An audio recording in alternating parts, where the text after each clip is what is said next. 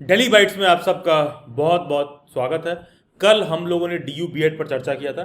आज हम लोग बीएचयू बीएड पर चर्चा करेंगे। थोड़ा सा बीएचयू बीएड को डिटेल में समझेंगे, लेकिन बीएचयू बीएड पर डिटेल में आने से पहले कुछ बेसिक बातें जो हमको समझने का ज़रूरत है। सभी कैंडिडेट्स को एकदम क्लियर रहना चाहिए। कल को इस सेशन को कोई यूट्यूब पर देख रहा है, कहीं और देख रहा है, तो थोड़ा सा आपका इस बात पर क्लैरिटी होना चाहिए। देखो यार, इंडिया में कोई भी यूनिवर्सिटी है ना, कोई भी यूनिवर्सिटी है, तो ये इस यूनिवर्सिटी के ऊपर है कि वो अपने यहाँ एडमिशन कैसे लेना चाहती है।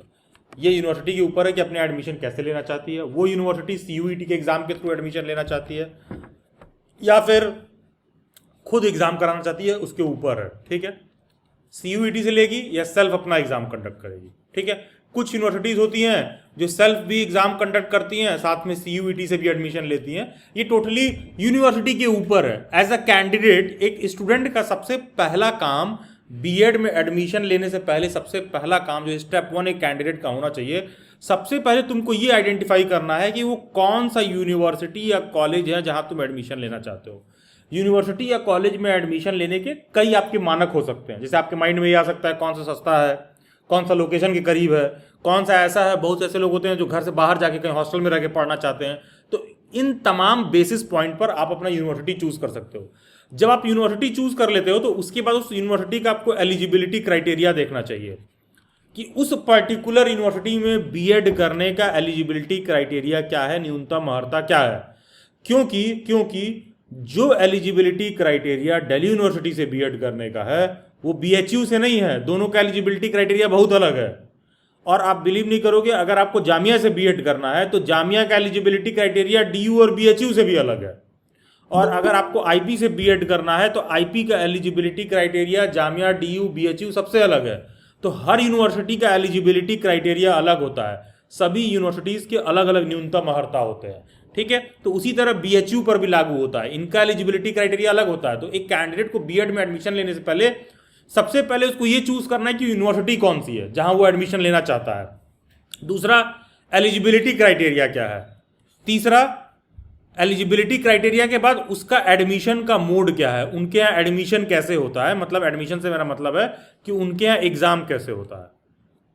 ठीक है, जब ऊपर का 3 क्राइटेरिया समझ में आ जाए तब चौथा क्राइटेरिया है कि यूट्यूब पर डेली बाइट्स को सर्च कर लीजिए। और हाँ, जिसका भाग्य अच्छा है वो चौथे से भी ऊपर सबसे पहले यूट्यूब पर डेली बाइट्स को सर्च कर लेता है, खास करके जब बीएड की बात है तब। वो क्यों, वो आपको विद टाइम डेली बाइट्स से तमाम कंटेंट देख के समझ में आ जाएगा। वो कहने का रीज़न क्या है, क्योंकि देखो, अब जैसे मैंने बोला कि आप यूनिवर्सिटी को चूज़ करिए, तो बच्चा क्या प्लान बनाता है कि अच्छा सबसे पहले मुझे यूनिवर्सिटी चूज़ करना है, सर हमको तो बीएचयू में ही एडमिशन लेना है, हमको तो दिल्ली यूनिवर्सिटी में ही एडमिशन लेना है, बिना इस बात को समझे कि आपको अगर बीएचयू में एडमिशन लेना है तो बीएचयू में एडमिशन इतना आसान नहीं है। तुमने यूनिवर्सिटी चूज़ किया है, इसका मतलब ये नहीं हुआ कि तुम्हारा वहाँ एडमिशन ही हो जाएगा। इस बात को आप समझिए कि अगर आपको यूनिवर्सिटी चूज़ कर रहे हो तो आपको सिर्फ एक यूनिवर्सिटी नहीं चूज़ करना है। एक अच्छे प्रैग्मेटिक विजडम वाला डिसीजन जो होना चाहिए वो यही है कि मिनिमम आप 5 अलग अलग संस्थाओं का या यूनिवर्सिटियों का टारगेट लेकर चलिए एडमिशन के लिए। मिनिमम 5, क्योंकि जो यूनिवर्सिटी आप चूज कर रहे हो कोई ज़रूरी नहीं कि वहाँ एडमिशन हो जाएगा।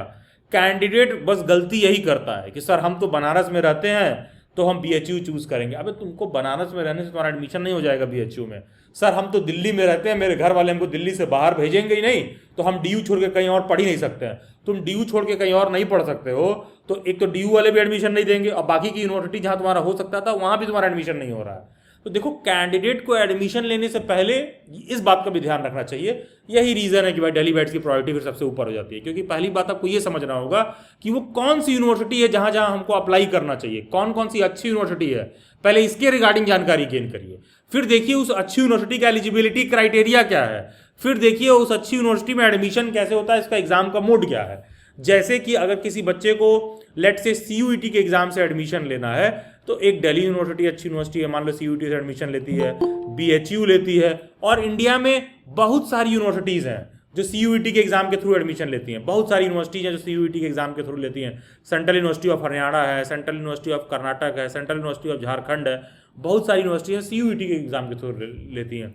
लेकिन कुछ यूनिवर्सिटीज हैं जो CUET के एग्जाम के थ्रू नहीं लेती हैं, बहुत बड़ी बड़ी यूनिवर्सिटी भी हैं, जिसमें एक प्राइम एग्जाम्पल है JMI, जामिया मिलिया इस्लामिया। JMI जो है अपना एग्जाम खुद कराता है, JMI का CUET से कोई लेना देना नहीं है एज ऑफ नाउ। जब तक मैं सेशन कंडक्ट कर रहा हूँ तब तक तो जामिया का कोई लेना देना नहीं है CUET से। फिर उसी तरह सेल्फ देखोगे, इंडिया का one of the best RIE NCERT RI जो होता है, NCERT RI regional institute of education, RIE अपना एग्जाम खुद कराता है। फिर सेल्फ कौन कराता है? IP यूनिवर्सिटी अपना एग्जाम सेल्फ कराती है। फिर कुछ यूनिवर्सिटी ऐसी हैं भाई जो सेल्फ भी कराती हैं और CUET से भी एडमिशन लेती है, जैसे IP अपना एग्जाम भी कराता है और CUET से भी एडमिशन लेता है, दोनों बेसिस है उसके एडमिशन लेने का। तो आपको ना सबसे पहला की चीज़ क्या चुनाव करना है, पहले तो 4 से 5 यूनिवर्सिटी चूज करनी है, कहाँ का एडमिशन लेना है, उसका एलिजिबिलिटी क्या है, फिर एडमिशन और एग्जाम का मोड क्या है। तो उसी कड़ी में आज जो हम बात करेंगे, हम लोग बात करेंगे बनारस हिंदू यूनिवर्सिटी पर। सबसे पहले तो BHU के बारे में समझेंगे, लेकिन BHU पर भी आने से पहले आपको ये बात जो समझ में आना चाहिए कि अगर किसी भी यूनिवर्सिटी में CUET के एग्जाम के थ्रू एडमिशन होता है तो बेसिकली उसका तरीका क्या होता है। देखो, CUET वाले अपना पेपर ना मार्च के फर्स्ट वीक या सेकेंड वीक में करवा लेते हैं, या कह लो CUET का पेपर मार्च में ही कंप्लीट हो जाएगा। CUET अपना एग्जाम मार्च के महीने में ही करवा लेगा, और आपको जहां भी एडमिशन लेना है ये आपकी जिम्मेदारी है कि आप अगर कल को किसी ऐसे यूनिवर्सिटी में एडमिशन लेते हो जो अपने यहाँ एडमिशन CUET के एग्जाम के बेसिस पर देता है, तो आपको पहले से ही CUET का पेपर दे के रखना होगा। आप CUET का पेपर दे के रख लो मार्च के महीने में, मार्च एंड अप्रैल फर्स्ट वीक में आपको CUET का एक स्कोर कार्ड मिल जाएगा, वो अपना स्कोर आप अपने पास रखे रहो। जब मार्च का महीना बीत जाएगा तो फिर आप देखोगे, पता चलेगा अप्रैल एंड में, फिर आपको देखने के लिए मिलेगा मई में, ठीक है, या लेट से जून में, या कोई यूनिवर्सिटी हो सकती है जुलाई में, ठीक है। हर यूनिवर्सिटी अपना फॉर्म रिलीज करेगी, ठीक है, ये जुलाई लिखा हुआ है, हर यूनिवर्सिटी अपना फॉर्म रिलीज करेगी, कोई अप्रैल में रिलीज करेगा, कोई मई में रिलीज करेगा, कोई जुलाई में रिलीज करेगा। और अगर लेट से दिल्ली यूनिवर्सिटी अपना फॉर्म अप्रैल में रिलीज करती है तो दिल्ली यूनिवर्सिटी बोलेगी यार मैं तो CUET के थ्रू एडमिशन लूंगा, तुमने मार्च में CUET का जो पेपर दिया था अपना स्कोर बता दो। तो जितने लोग दिल्ली यूनिवर्सिटी में अप्लाई करेंगे, दिल्ली यूनिवर्सिटी क्या करेगा, सबका CUET का स्कोर ले लेगा, उस बेसिस पर मेरिट बना देगा।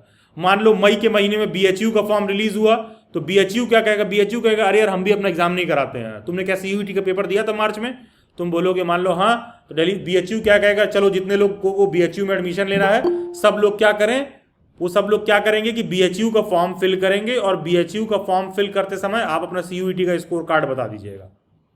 BHU का फॉर्म फिल करते समय आप अपना CUET का स्कोर कार्ड बनाओगे, इसी स्कोर कार्ड के बेसिस पर आपका मेरिट बना के हर जगह आपको एडमिशन दे दिया जाएगा।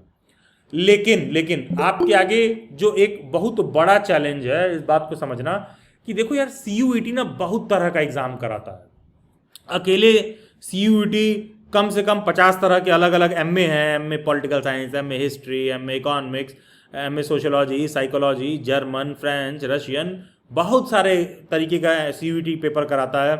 B.Ed का एग्जाम कराता है, लॉ का एग्जाम कराता है, लाइब्रेरी का एग्जाम कराता है। मान के चलिए कि ऑलमोस्ट CUET ना लगभग PG वाले में लगभग 156 अलग अलग तरह का पेपर बनाते हैं CUET वाले, अलग अलग तरह का चीज़ों में एग्जाम लेते हैं। तो इसी में क्या होता है, जो बच्चे को B.Ed में एडमिशन लेना होता है ये लोग अमूमन CUET का COQP 03 वाला पेपर देते हैं, ठीक है। लेकिन ये कोई ज़रूरी नहीं है, ये कहीं से भी ज़रूरी नहीं है, ये यूनिवर्सिटी के ऊपर है, ये यूनिवर्सिटी के ऊपर है कि वो कौन से CUET के पेपर कोड से अपने यहाँ B.Ed में एडमिशन लेना चाहती है, कौन से CUET के पेपर कोड से अपने यहाँ B.Ed में एडमिशन देगी। तो 90% यूनिवर्सिटीज़ क्या करती हैं, COQP 03 वाला पेपर कोड चूज कर लेती हैं कि आप COQP 03 वाला पेपर कोड दे के आओगे तो हमारे यहाँ आप B.Ed में एडमिशन ले सकते हो। लेकिन हाँ, अगर मैं बोलता हूँ कि 90 से 99% यूनिवर्सिटीज़ अपने यहाँ COQP 03 से एडमिशन लेती हैं, इसका मतलब ये हुआ कि 1% यूनिवर्सिटी हैं जो नहीं लेती हैं। और वो 1% यूनिवर्सिटी में जो बड़ी बड़ी यूनिवर्सिटियाँ हैं, दिल्ली यूनिवर्सिटी, BHU और भी 1-2 यूनिवर्सिटीज़ हैं, ये लोग हैं जो COQP 03 वाले से एडमिशन नहीं लेते हैं अपने यहाँ। ये तुमको CUET का, जैसे मान लो यहाँ CUET क्या है, लेट से 156 तरीके का अलग अलग पेपर कोड करवा रहे हैं, तो DU और BHU वाले तुमको बोलते हैं कि नहीं नहीं हमारे यहाँ एडमिशन लेना है तो जाओ COQP 04 वाला पेपर दे के आओ, 5 वाला पेपर दे के आओ, 6 वाला पेपर दे के आओ, 7 वाला पेपर दे के आओ। तो दिल्ली यूनिवर्सिटी और BHU का अपना अलग से पेपर कोड CUET में आपको देखने के लिए मिल जाएगा। तो ये बात आप समझिएगा कि अगर आपको बीएचयू के बीएड में एडमिशन लेना है तो यहां पर सीयूईटी का डिफरेंट पेपर कोड फॉलो होता है। और इंडिया की जो majority of the central universities हैं, इसमें आप नीचे एटसेट्रा लगा लीजिए, 17 मैंने एग्जांपल दिया है, लेकिन आप मान के चलिए कि लगभग 25 से 30 सेंट्रल यूनिवर्सिटी मिल जाएंगी। ये सब मेजॉरिटी ऑफ देम अपने यहाँ बीएड में एडमिशन सीओक्यूपी 03 से लेती हैं। लेकिन जैसे ही बनारस हिंदू यूनिवर्सिटी की बात आएगी, साथ में दिल्ली यूनिवर्सिटी की बात आएगी, ये लोग क्या करते हैं, अपना सेपरेट पेपर कोड जारी कर देते हैं। सेपरेट पेपर कोड किस हिसाब से जारी करते हैं? देखो होता क्या है ना, देखो यार, वाकई बताएं ना, जब आप प्रथम दृश्या पहली बार एलिजिबिलिटी समझोगे तुमको लगेगा अबे यार ये क्या डीयूबीएचयू वाले बना रखे हैं। लेकिन पता है यार, हकीकत ये है ना कि अच्छी यूनिवर्सिटीज़ की यही खास बात होती है, उन्होंने बना रखा है तो अच्छा किया है। नहीं तो जानते हो मेजॉरिटी ऑफ यूनिवर्सिटीज़ क्या करती हैं, आपका सब्जेक्ट नहीं पूछती हैं, सीधा तुमसे बोलती हैं जाओ बस सीओक्यूपी 03 का पेपर दे के आओ। इसमें दुनिया भर का सब्जेक्ट पूछ लेंगी उस पेपर में आपसे। अब तुम लेट से साइंस के हो, लेट से तुम एसएसटी के हो, लेट से तुम लैंग्वेज के हो, लेट से तुम मैथमेटिक्स के हो, ठीक है, तुम किसी भी सब्जेक्ट के हो सकते हो। तो ये सीओक्यूपी 0 सभी बच्चे क्या करेंगे, सब के सब सीओक्यूपी 03 का पेपर दे के आएंगे, सब के सब। फिर तुम्हारा कल को क्या होगा, किसी यूनिवर्सिटी में तुम अप्लाई करोगे, मान लो किसी यूनिवर्सिटी में तुमने अप्लाई किया, तुम वहाँ एडमिशन के लिए गए, तुम्हारा एडमिशन हो गया।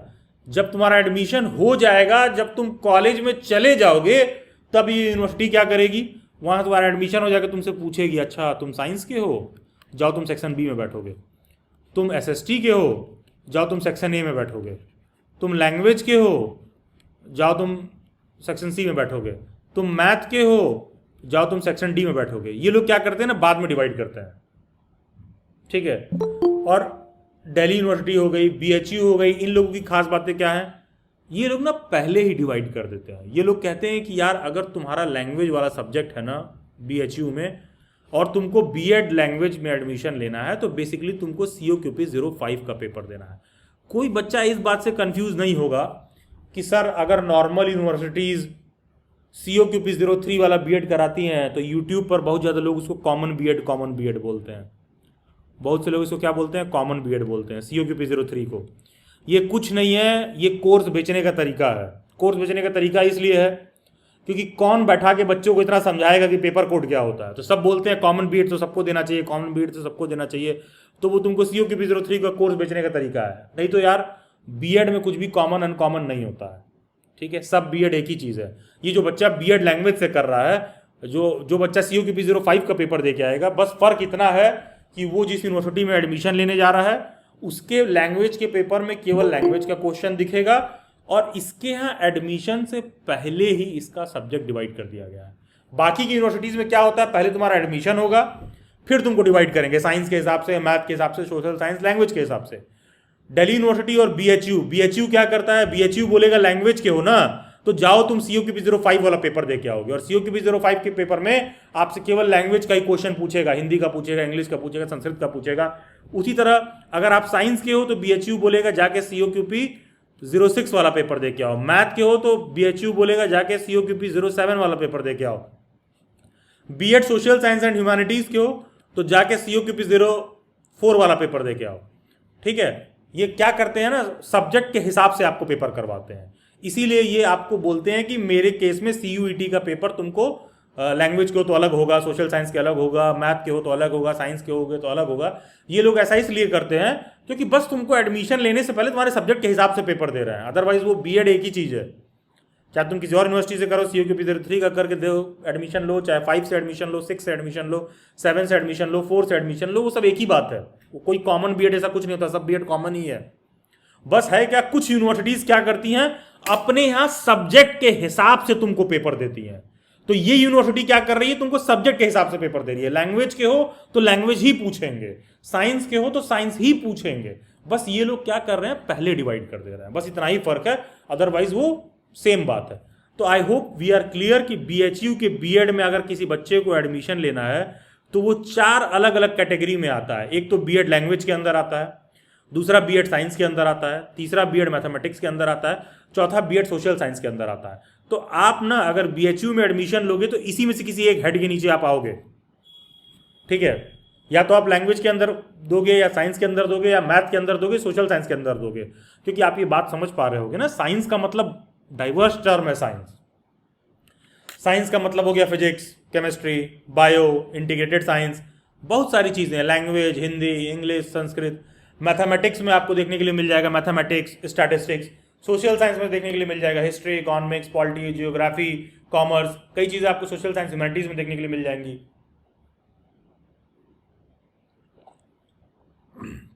तो बेसिकली है क्या कि बीएचयू में ना एक कैंडिडेट 4 अलग अलग हेड के अंदर आता है, ठीक है। या तो आप बीएड लैंग्वेज के अंदर आओगे, या तो आप बीएड साइंस के अंदर आओगे, आप या तो बीएड मैथमेटिक्स के अंदर आओगे, या तो आप B Ed social science and humanities के अंदर आओगे। अब इस बात को थोड़ा और डिटेल में समझ लेते हैं।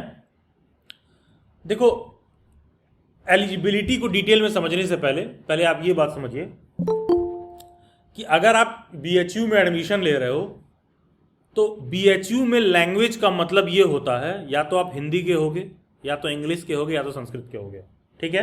ये तीनों बच्चे लैंग्वेज हेड के ही अंदर आते हैं, और इन तीनों का, हिंदी, इंग्लिश, संस्कृत वालों का कॉमन पेपर होता है एक लैंग्वेज का, ठीक है। COQP 05 तीनों का, हिंदी, इंग्लिश, संस्कृत, ये सब लैंग्वेज हेड के अंदर आते हैं। कोई बच्चा botany, zoology, chemistry, physics, home science, computer science है तो ये साइंस हेड के अंदर आता है, ठीक है। कोई बच्चा मैथ्स, स्टैटिस्टिक्स, कंप्यूटर साइंस से है तो वो मैथमेटिक्स के अंदर आता है।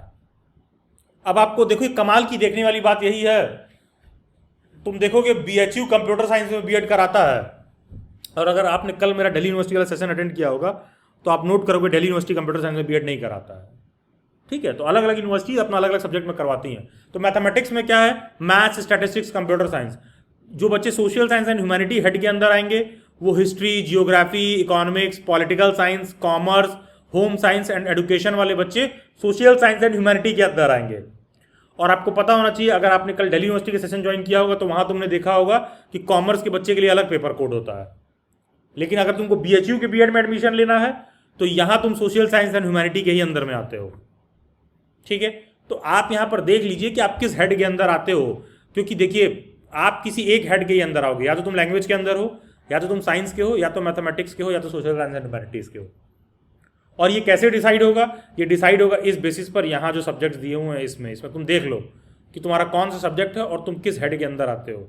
और हाँ, एक बहुत इंपॉर्टेंट और मुद्दे की बात जो आपको एलिजिबिलिटी को लेकर ध्यान रखना है, वो क्या चीज़ है, ये जो आपकी स्क्रीन पर रेड बॉक्स बना हुआ है ना, इस रेड बॉक्स के अंदर जितने भी सब्जेक्ट हैं बीएचयू केवल और केवल इन्हीं सब्जेक्ट में बीएड कराता है। अगर आप कोई और सब्जेक्ट चूज करना चाहते हो बीएड करने के लिए तो आप नॉट एलिजिबल हो। केवल और केवल इन्हीं सब्जेक्ट्स में बीएचयू बीएड कराता है, और किसी सब्जेक्ट में बीएचयू बीएड नहीं कराता है। तो आपको देखना होगा कि वो सब्जेक्ट मैंने पढ़ा है कि नहीं पढ़ा है। अब थोड़ा सा आ जाते हैं एलिजिबिलिटी क्राइटेरिया। एलिजिबिलिटी बीएचयू का बहुत सिंपल सा है कि ग्रेजुएशन में आपके 50% मार्क्स होने चाहिए। कोई ऐसा बच्चा है जिसका ग्रेजुएशन में 50% मार्क्स नहीं है और समय के साथ उसने मास्टर्स कर लिया, पोस्ट ग्रेजुएशन कर लिया, कोई बच्चा मास्टर्स और पीजी कर लिया है और उसका ग्रेजुएशन में 50% मार्क्स नहीं है तो कोई दिक्कत नहीं है, वो तब भी फॉर्म फिल कर सकता है। लेकिन हाँ, इस बात का कोई अलग से फायदा नहीं मिलता है कि तुम पोस्ट ग्रेजुएशन के बेसिस पर फिल कर रहे हो कि ग्रेजुएशन के बेसिस पर फिल कर रहे हो, वो एक ही बात है। और 99% कैंडिडेट ग्रेजुएशन के बेसिस पर ही फॉर्म फिल करते हैं। तो बेसिकली आपका ग्रेजुएशन में 50% मार्क्स होना चाहिए, ठीक है। डजेंट मैटर आपने पीजी किया है नहीं किया है, किसी का 50% नहीं है तब उसे पूछा जाएगा भाई पीजी कर रखे हो नहीं कर रखे हो। अदरवाइज आपका ग्रेजुएशन में 50% मार्क्स है तो आप पहला क्राइटेरिया फुलफिल करते हो बीएचयू से बीएड करने के लिए। साथ में एक दूसरा क्राइटेरिया और है, सब्जेक्ट का क्राइटेरिया है। अब आपको समझना बेसिकली यही है, ग्रेजुएशन में 50% मार्क्स है कि नहीं है, ये तो बहुत ही सिंपल सा एलिजिबिलिटी क्राइटेरिया है। अभी मैंने आपको थोड़ा देर पहले बताया कि इस रेड बॉक्स के अंदर जो सब्जेक्ट है इसी में से किसी एक सब्जेक्ट में आप बीएड कर सकते हो, ठीक है। मतलब जो भी सब्जेक्ट आप चूज करोगे वो इस रेड बॉक्स के अंदर जो सब्जेक्ट है उसी में से कोई एक सब्जेक्ट होना चाहिए। यहाँ पर समस्या जानते हो क्या है? अब ऐसा तो है नहीं कि तुमने मान लो किसी अपने ग्रेजुएशन में किसी एक सेमेस्टर में, सिर्फ एक सेमेस्टर में तुमने हिंदी पढ़ रखा था तो तुम हिंदी चूज कर लोगे, या लेट से तुमने किसी एक सेमेस्टर में कंप्यूटर पढ़ रखा था तो तुम चले आओगे, अरे वाह, अरे सर हम तो 2 सेमेस्टर में कंप्यूटर पढ़ रखे थे, हमको कंप्यूटर दे दो।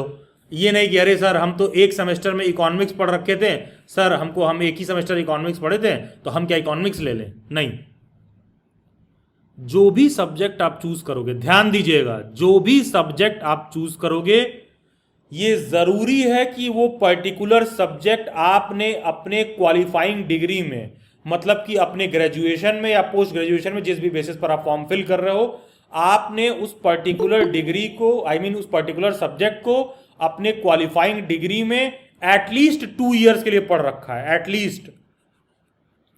अगर उस सब्जेक्ट को आपने 2 साल के लिए पढ़ रखा है तभी आप उसे बीएड के लिए अप्लाई कर सकते हो। यहां पर यही बात पीछे लिखा हुआ है, आप लोग रीड करिए, ठीक है, मैं पॉज किया हुआ, रीड करिए, अपने मन में रीड करिए।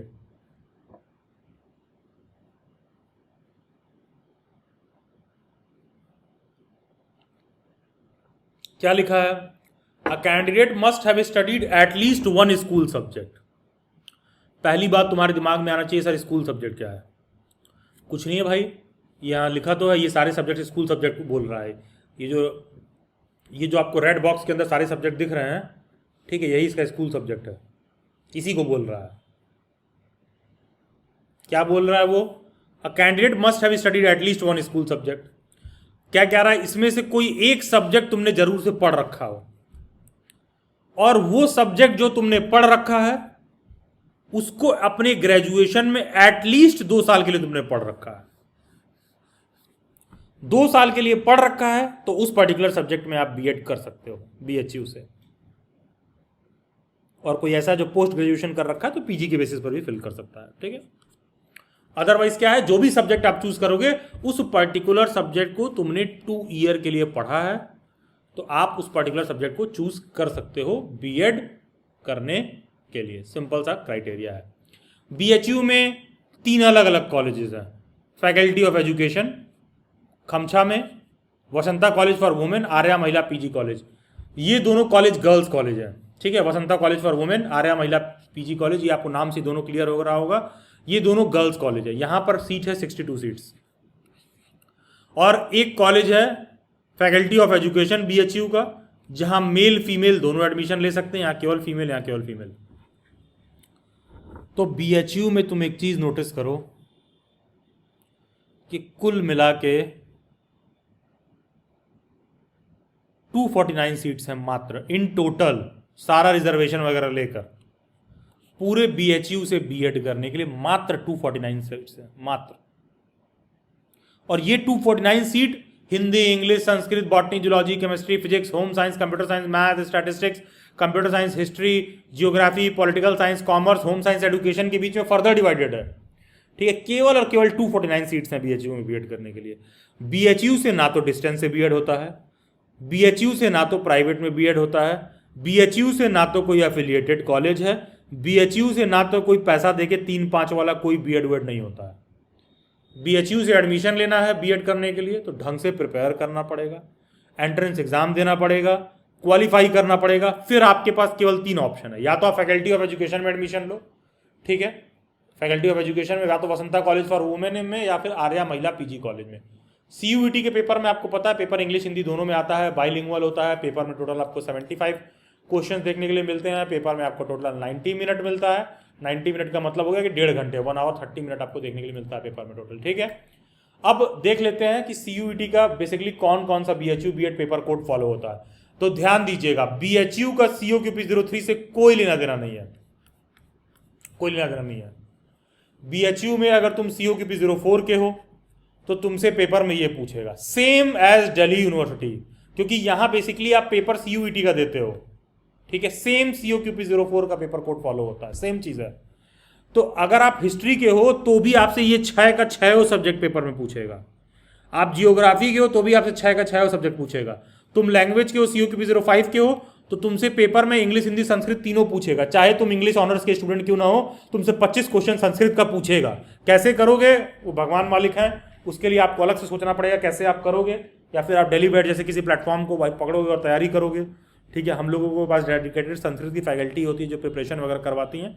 खैर वो एक सेपरेट मसला है, लेकिन बात समझने की आपकी यहाँ पर यही है।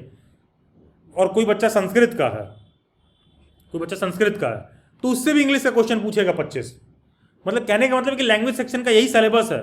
उसी तरह कोई CUQP07 मैथमेटिक्स का है तो मैथमेटिक्स, स्टैटिस्टिक्स, कंप्यूटर साइंस, ये सभी सब्जेक्ट उससे पूछेगा। कोई बच्चा साइंस का है तो botany, zoology, chemistry, physics, home science, computer science, सबके क्वेश्चन उसको पेपर में देखने के लिए मिलेंगे depending on your paper code.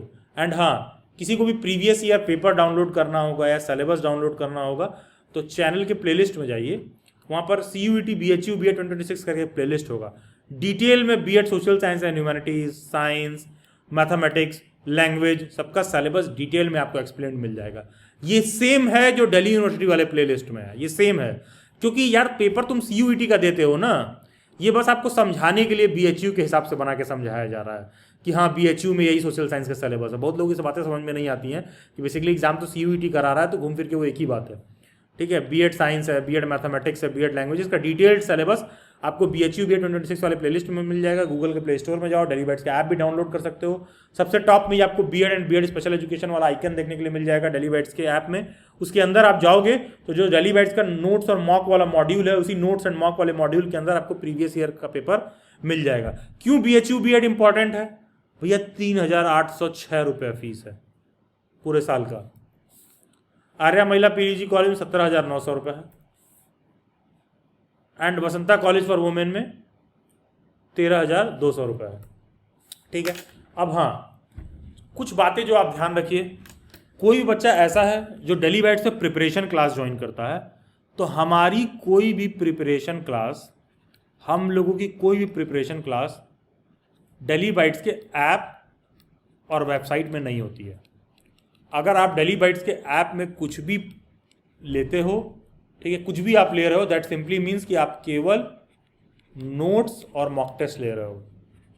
अगर आप डेली बाइट्स के ऐप में आप कुछ भी पेमेंट कर रहे हो तो इसका मतलब है कि सीधा आप केवल और केवल नोट्स और मॉक टेस्ट ही ले रहे हो।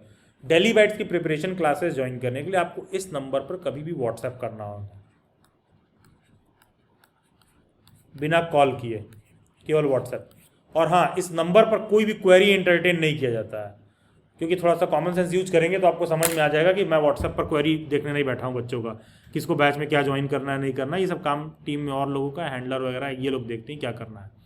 ठीक है, क्योंकि मेरा यार एक एक दिन में 6-6 घंटे 7-7 घंटे के सेशन होते हैं। ठीक है, तो मैं व्हाट्सएप नहीं देखता हूँ, बहुत सारे लोग इस तरह कन्फ्यूजन रहता है। तो कोई भी प्रिपरेशन क्लासेस वगैरह ज्वाइन कर रहा है तो आप डिटेल डेली बैट्स के यूट्यूब पर मैंशनड है। ठीक है, आप डेली बैट्स के यूट्यूब पर जाओगे तो आपको डिटेल देखने के लिए मिल जाएगा। मान लो कोई ऐसा बच्चा है जो दिल्ली यूनिवर्सिटी के BEd का तैयारी कर रहा है तो आपको डेली बैट्स के यूट्यूब पर वो डिटेल सारे देखने के लिए मिल जाएंगे। ठीक है, आप, और मेरा लोगों को रिकमेंडेशन भी यही रहता है कि भाई तुम बिना देखे कहीं पेमेंट मत करो, तुम जाओ थोड़ा ठोक बजा के चेक करो भाई। मतलब लोग अपना होशियारी भी मतलब गलत जगह लगाते हैं। ठीक है, तो उसको आप थोड़ा ठोक बजा के चेक करिए। लेट से कोई बच्चा DU का है, DU में किसी को एडमिशन लेना, तुम DU वाले जाओगे, यहाँ पर पूरा एक डेडिकेटेड वीडियो, ये प्रिपरेशन क्लासेस डिटेल 17 मिनट में मैंने पूरी बात समझा रखी है। जिस बच्चे को पूरा बात समझ में आए 17 मिनट में क्या समझा रखा है मैंने, वही डेली बाइट्स पर ज्वाइन करे, और जिनको नहीं समझ में आ रहा वो लोग ना ज्वाइन करें। ठीक है, आपको कहीं और समझ में आता है आप वहाँ ज्वाइन करिए। ठीक है, क्योंकि आपके लिए ये बहुत इंपॉर्टेंट है ये बात समझना कि जो प्रोसीजर बताया गया है, हर प्लेटफॉर्म को अपना अपना प्रिपरेशन कराने का तरीका है।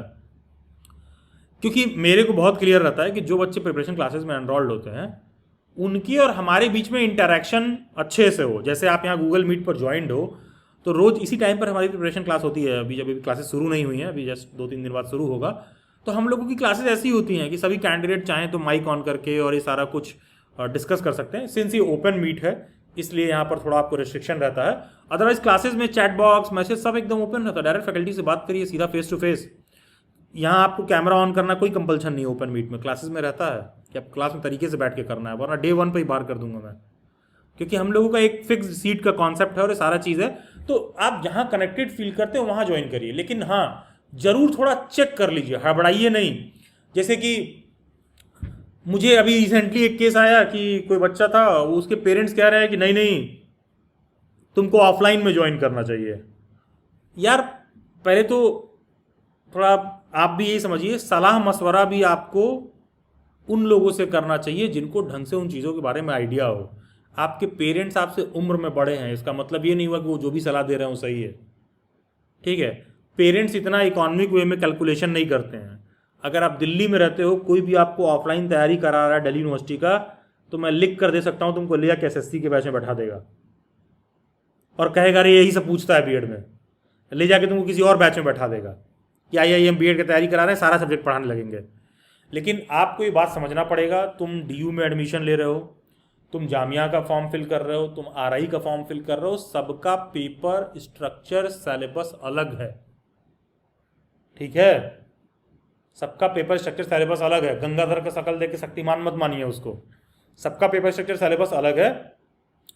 तो आप ना थोड़ा, आप लोग मतलब थोड़ा इस पे जागरूक बनिए, ठीक है? अदरवाइज है क्या कि देखो यार, बहुत सारे बच्चे मेरे को कई बार बताते हैं, बाद में पहले उनको कट जाएगा, फिर आएंगे मेरे पास किसी ओपन सेशन में, बोलेंगे कि सर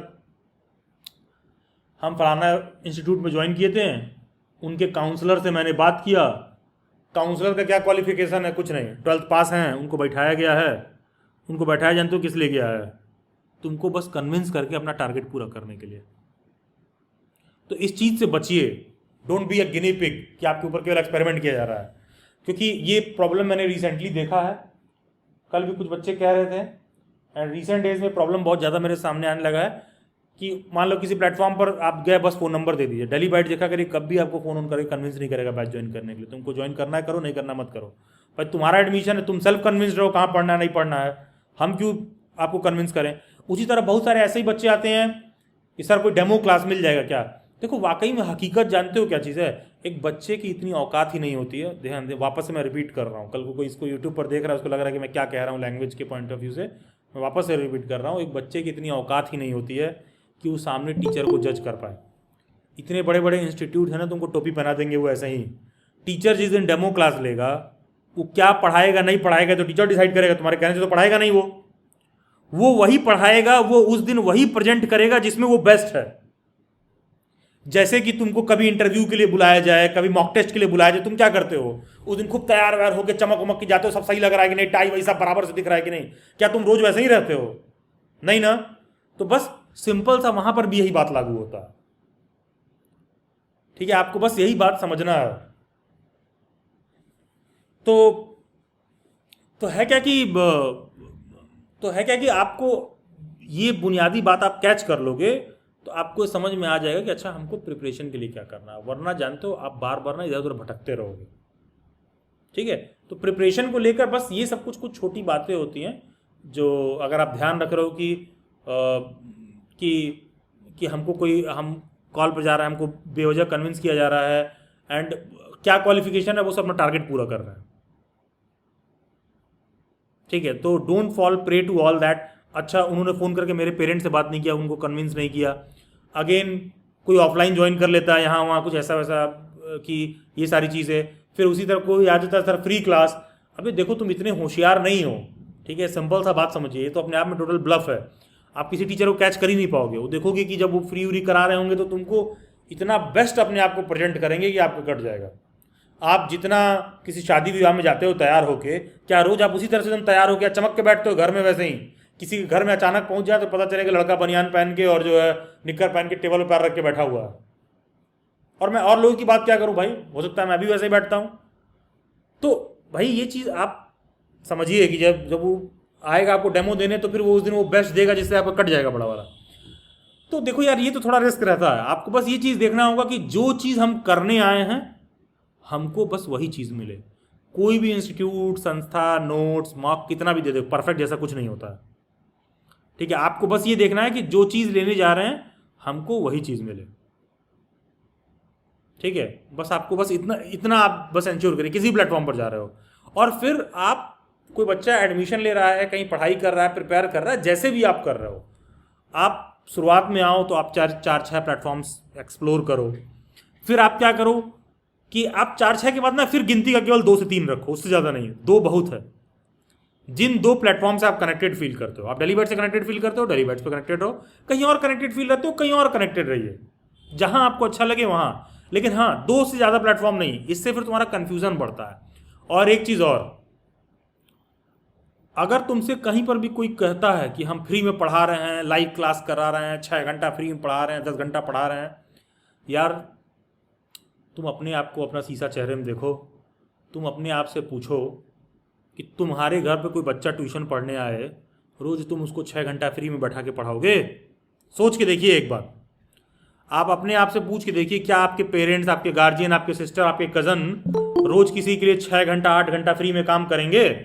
तो जब तुम्हारे घर, तुम्हारे अगल बगल नहीं लोग कर रहे हैं, तो तुम्हारा दिमाग क्यों नहीं काम करता इस बात को देखकर कि कोई तुमसे आके यूट्यूब पर ये क्लेम कर रहा है कि हम 6 घंटे 8 घंटे फ्री में पढ़ा रहे हैं, तो जो है इतना मेहनत कर रहे हैं आपके लिए, ये कर रहे हैं वो कर रहे हैं, तो there are no free lunches. तुमको इस बात पे दिमाग काम करना चाहिए। वो फ्री में दे रहा है, तुम्हारा कान खड़ा हो जाना चाहिए, फ्री में क्यों दे रहा है हमको?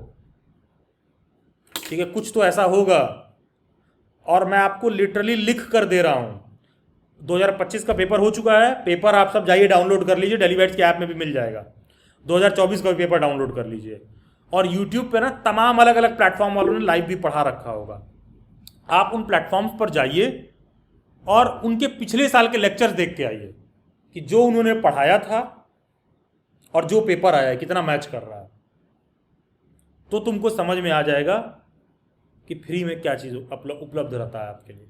ठीक है, तो लेकिन होता क्या है कि कोई शिकायत भी क्यों नहीं करता है? क्योंकि भाई जिस यूनिवर्सिटी में 250 सीट है, फ्री में तुम पढ़ रहे थे, फेल हो गए, तुमको भी समझ में नहीं आता है कि भैया हमको क्या करने की ज़रूरत थी।